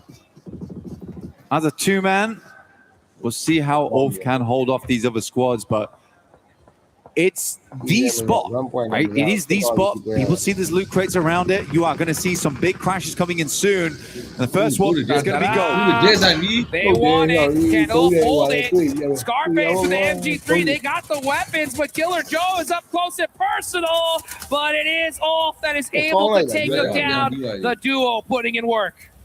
Wolves also looking over towards this location. Milu's going to swing wide down towards that southern edge. Aaron goes down. Teams aren't capitalizing off the back of this one. Finally, Furia makes the move. They're going to be next to face. Can Scarface make this one work? We'll stop short, actually. The vehicle's smoking. Flames pouring out the front. They get in the zone. That's all that matters, right? They got some coverage with their vehicles. Ulf now barely holding the spot, but Aaron! Are you kidding me? Ulf from the central position being so dangerous. Silence, you gotta move, bro. You gotta move. Barely escaping those nades. That hay bale coming in clutch. Finally, Silence able to put a little bit of suppressive fire here. Oh, and he gets the knock on the Scarface. That's the MG3 down right now. Might be the thing that saved them before. He's not in play anymore. Molotov over the top. See if he can sink this one just about right. It's a little far, might spread. Still taking some little shots here and there. Tiamba, in the meantime, were just backing off the Wolves who have sent themselves crashing on the western side. Dopeness finally waking up, realizing that, guys, we've got to get a move on from this northern edge. We've got to control this. Our points, our sweet, sweet points getting taken away by all these teams pushing in, but Dopeness getting it done finally. They are getting in the action. 5 eliminations for them. How many more are they going to try to get? Let's see. We got Tiamba as well. They have been waiting, and now starting to get into the action. Furia again, just throwing them long nades. That is going to get Scarface out. It's just Aaron up for the squad. Let's see what he can do. Gorgeous little bouncer there for Only Ofo. Way more out of this squad. They're currently on 21 points. The placement points alone will be very, very good depending on how many more teams do go down. Dopeness trying to split out right now in a 2-2. They're going to try and regroup and take the task over towards Furia on the eastern side. Milu, though, trying to go for some shots. Won't quite tag on. The vehicle does get cut up in the process, though. Tight looks here on the side of Milu. Milu's been on fire today. One of the craziest 1v4s of the tournament. Already in the bag. Be nice to continue with that and get this chicken dinner here and lock down that spot. Well, we said 20 points. 20 points was realistically what they were looking at for the last 2 matches of the day. Get up towards 80, and then it's super difficult to drop out. Aaron, flames around them. Nade goes long. First one's a good knock over towards Silence here. Aaron swinging around the sides, has UMP to work with, but there's absolutely no way he's making it happen. Milu's been watching this the entire time. However, instantaneously, Tiamba is looking to cause problems. They're trying to send nades down this way, clean out these players. They were able to get the res off. This nade goes a little bit too far to the side. Furia now starting to loot up. Looks like they're really low on meds here. They would have been using them already if they had them, but now Eagle, he's got that nade. Furia got to be careful here. All it takes is that one. It's looking pretty good. Oh, just a little overcooked there. Buggy now blown up. Silence getting caught by Milu. Milu is just making it happen here from this angle and just tearing Furia apart. The Milu QZZ show right now. Another nade, look to send it through and towards the middle. It certainly has been Tiamba time today. And I don't think we're stopping the clock just yet. Igor underneath. Milu tries to regroup the rest of the team. Not a possibility. Speaker will find them. That off angle was absolutely deadly. And now Dopeness from that northern edge. They're going to start to spread out on this one. It's the right call from them. Plenty a little bit of hard cover the play from that northern side. They can continue to squeeze these two teams now. Eagle trying to pop up. Make something happen with that M4. Lufa with that disgusting angle on that tractor. And yeah, he has his car right behind him. So he goes and pops into it. Going to be pushing up little by little. Dopeness had the angles. Furia is dead stuck in the spot and just avoiding these nades. All those vehicles coverage is just working out so well for them. And QZZ forced to inch up little by little and getting punished there by Kenji. Kenji will take down QZZ as well as Eagle from distance. Now Furia, a lot of work to do here. Eagles, who has been a man on a mission to impress today, now looking to do it again. There's only 2 players left. Dopeness on 9 eliminations. Nade goes long. Will divides the first. Will go to push on this one. Every single point counts, and Eagles will find at least one more at the end of the game. But it's Dopeness from the north side to take the win. Oh man, did they need it? Relief. These guys popping off. They deserve that chicken dinner, and this could be the start of their run towards the finals. Let's get it going. Dopeness, man, did they need that one? Yeah, you can see Furia dapping him up. Igor looking good, my man. That is how you get it done. Yeah, honestly, Furia is looking good today. This is the Furia we expected and wanted whilst watching inside the groups. It's a tough game. That's a tough game to play there. I think they worked out well. They had some of the zone towards the early on portions of the game. Going on Tiamba, they kept it cool. I think they kept it very, very cool there. Yes. I like that Eagles honestly had the courage to play out on the outside edge. Like, that's a hard angle to work with, but he has to play there to fend off versus the likes of Milu when he's popping up from inside that rock. Tiamba, on the other hand, though, we also have to talk about this team. Yes. Oh my goodness me. What a set of just bold play after bold play that worked out. And it's great to see. I think Milu is feeling it. Oh, Milu is on one right now. I'll tell you that right now. This guy is looking too good. That 1v4 was ridiculous. This is the Tiamba that Max and I saw during the PMMI PUBG Mobile Macau Invitational, and they come group stage. We're like, what is going on? We're talking to each other, being like, this is not something that we've seen from them. They're playing it so passive, not looking confident at all. And then finally, in the survival stage, this is what we've been expecting. This is what we've been waiting for, and they are performing as expected. For Dopeness, there's not been a whole lot of highlights from this team so far. I mean, over in the group, it was a cool finish for them to make their way into survival stage. But this is kind of the major moment for them, right? And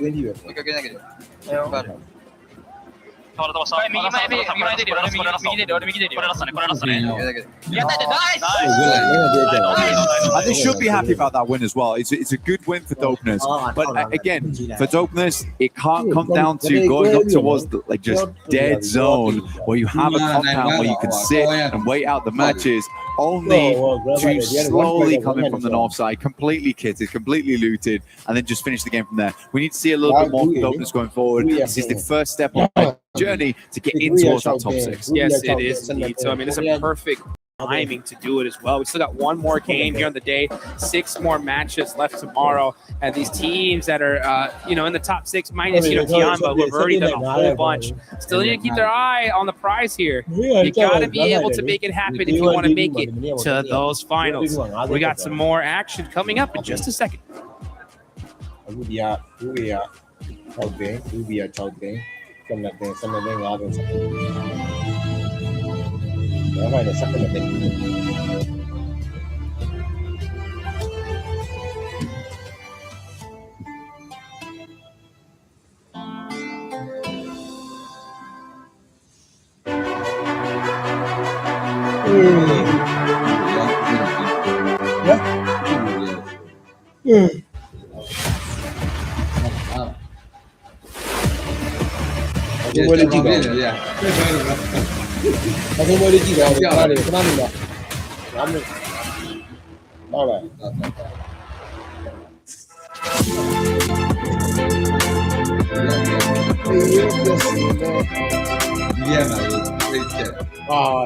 Now, one of the cool things that popped up here in week 6 is this new PUBG mobile booth in collaboration with Naruto. We just did a live segment here, so we've got everybody still hanging out, but you guys need to come check this out if you are hanging out at our venue, because it's one big game. The more that you interact with this booth, the more cool prizes you potentially go home with. We have cosplayers.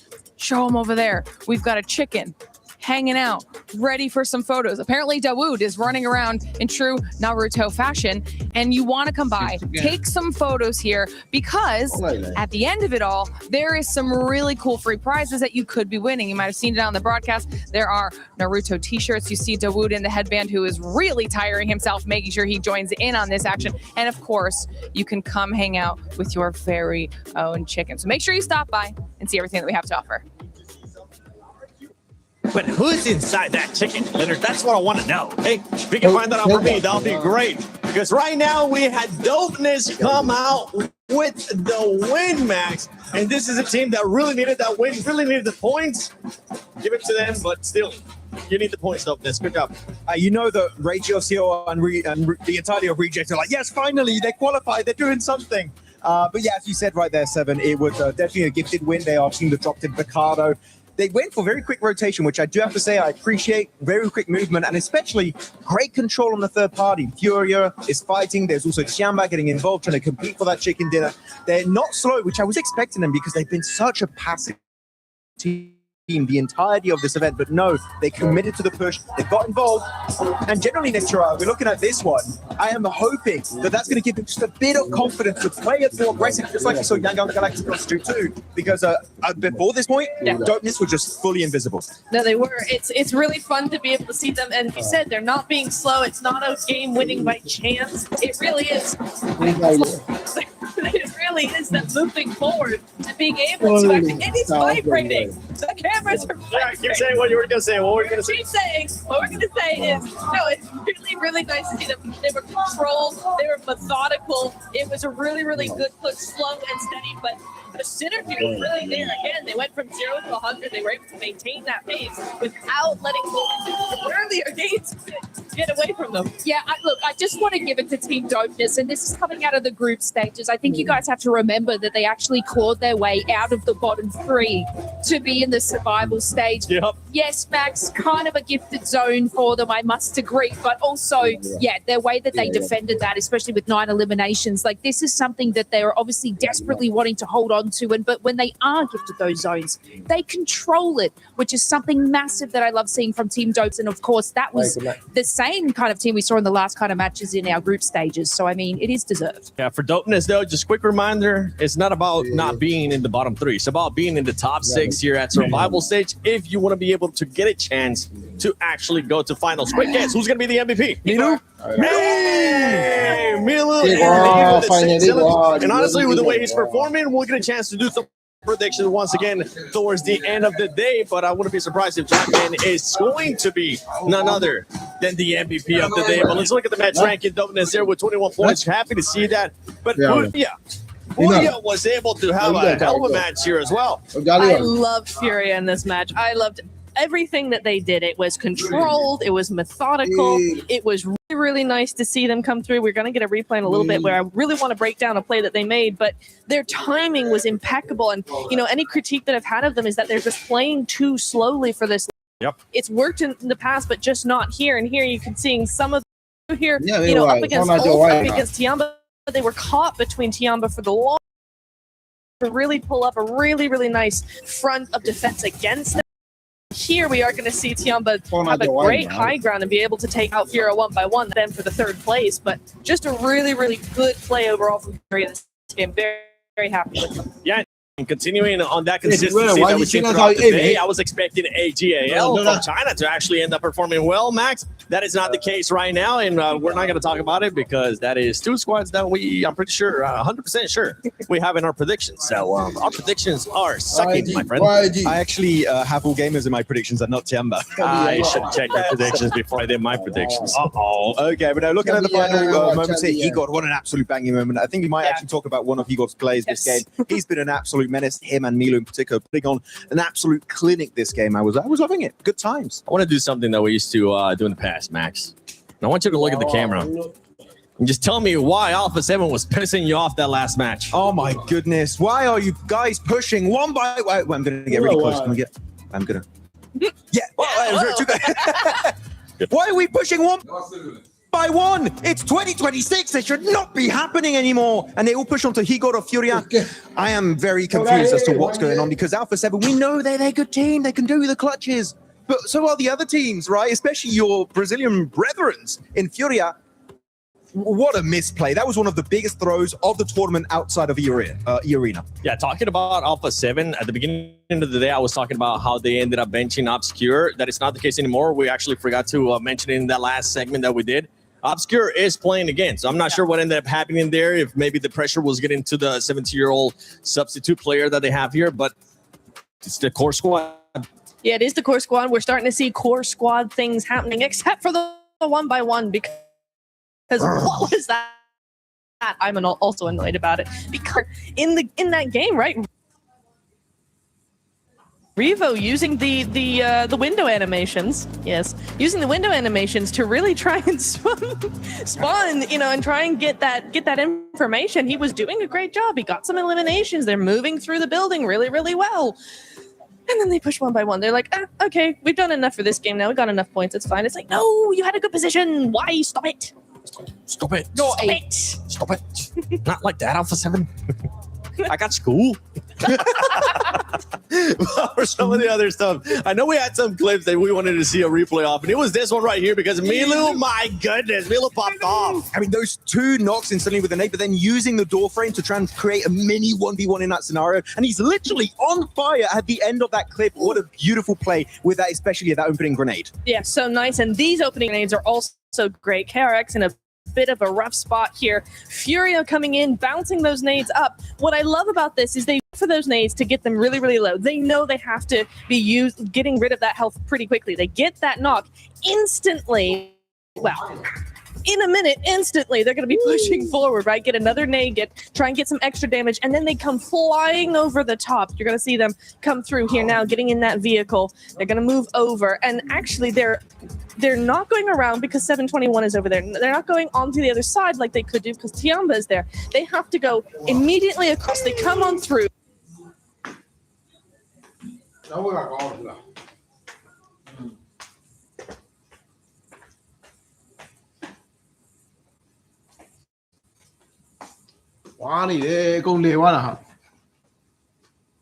Make that position they in, they're going to clear their threats.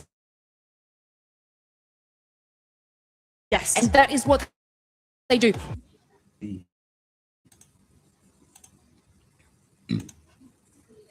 Together, which you know, some other teams might do, but it's awesome to see Furia. They're just focusing on all of these sort of capitalizing on their high damage, especially with all the utility. Yeah. Look how close everything currently is. Between third place, eighth place, pretty sure when we end up going towards the next stage, you'll see how everything is currently looking like. Third place there with 36 points. Ninth, I mean, all the way down to 13th place, Max.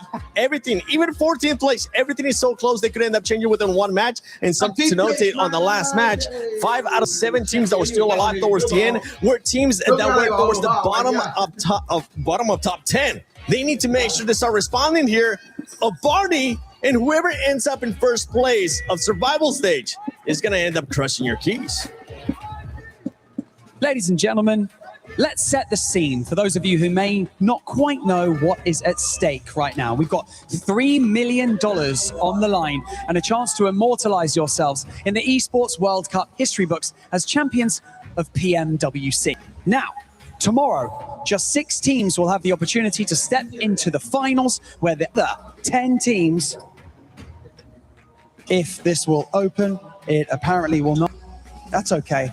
The other 10 teams will have their keys destroyed by this stunning crusher. Look at that right there. Now, imagine what it would feel like to have the only remaining intact key whilst the 10 remaining teams.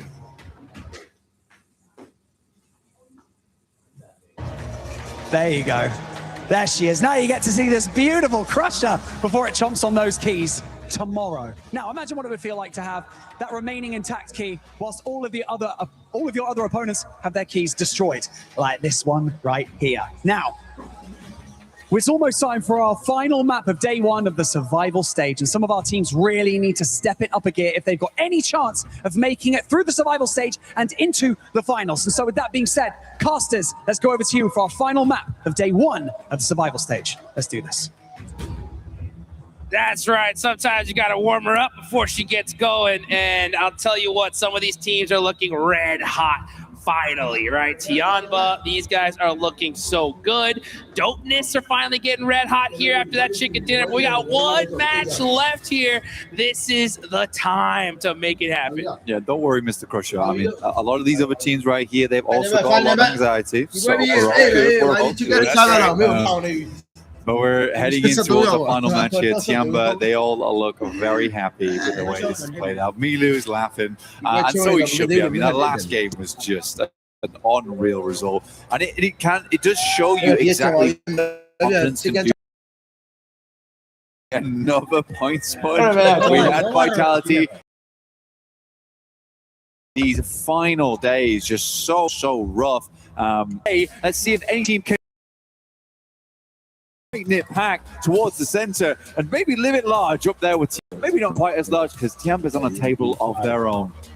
Let's get into it right here. I mean, Milu has really been the all-star today, making some crazy plays. We saw him with the one before. We saw him hitting the crazy shots with those off angles.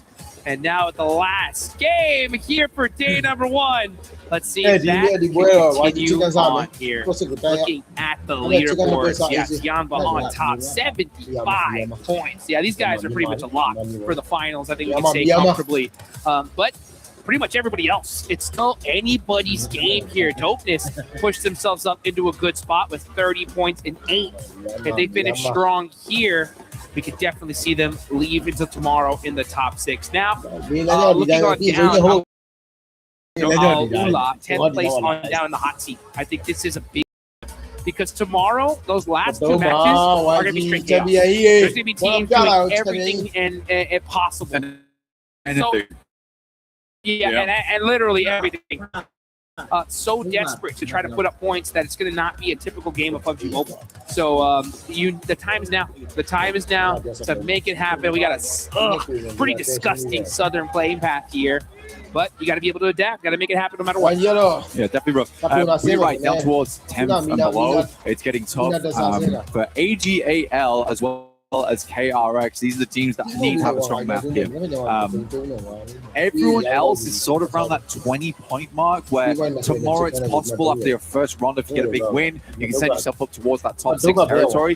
For AGAL as well as KRX, they need some points now to allow them to have a look a little bit dangerous. And I didn't expect this from KRX, honestly. I think that KRX team, it has some pretty strong players on the side. So I am flabbergasted of why this is happening right now for them, because this is not a case of just having a bad It's been throughout the majority of the tournament, just not able to get momentum on board.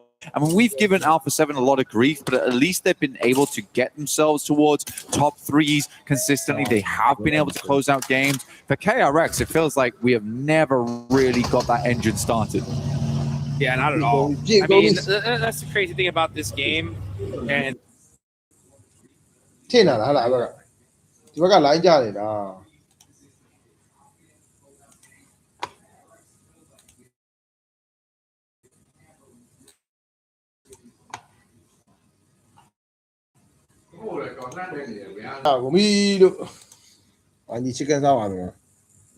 points is a big question mark. It's like, what happened? Yeah, 9? You know, like, okay, if we saw the bottom of the tables and there's only a few point gaps, you know, like, yeah, I mean, it is what it is.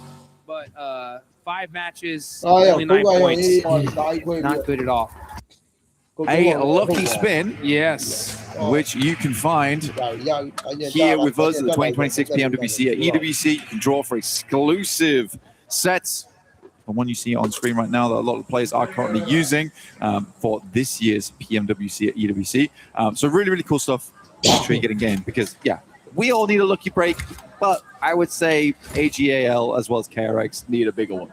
Yeah, they do, right? They need one of those Alpha 7 blessings that we saw a little bit earlier, right? Aaron Gale, they need a good, solid circle to help them out here. But the thing is that you got to make your own luck in these kind of tournaments. You got to be able to make it happen regardless of the situation. Another team I want to see more out of, we haven't really talked about them a lot, is Yangon Galacticos, our previous champions here, last year's champs. They have a beautiful skin in game that you guys got to go check out as well. We got to see them rock it the other day, and I got to say, probably one of the most insane fits jerseys. That classic traditional Myanmar fit is gorgeous, and I want to see them rocket it in the finals. So let's see if they can get things heated up here. They're in 13th place, 22 points, not in the worst position, right? One good game here, and we can see them all the way up to 3rd place, okay? It's just the longer they wait, the worse off they are. I would say the only 2 consistent teams so far has been Furia as well as Tiamba today. Like, those are the only 2 teams that have really caught my eye. Everyone else...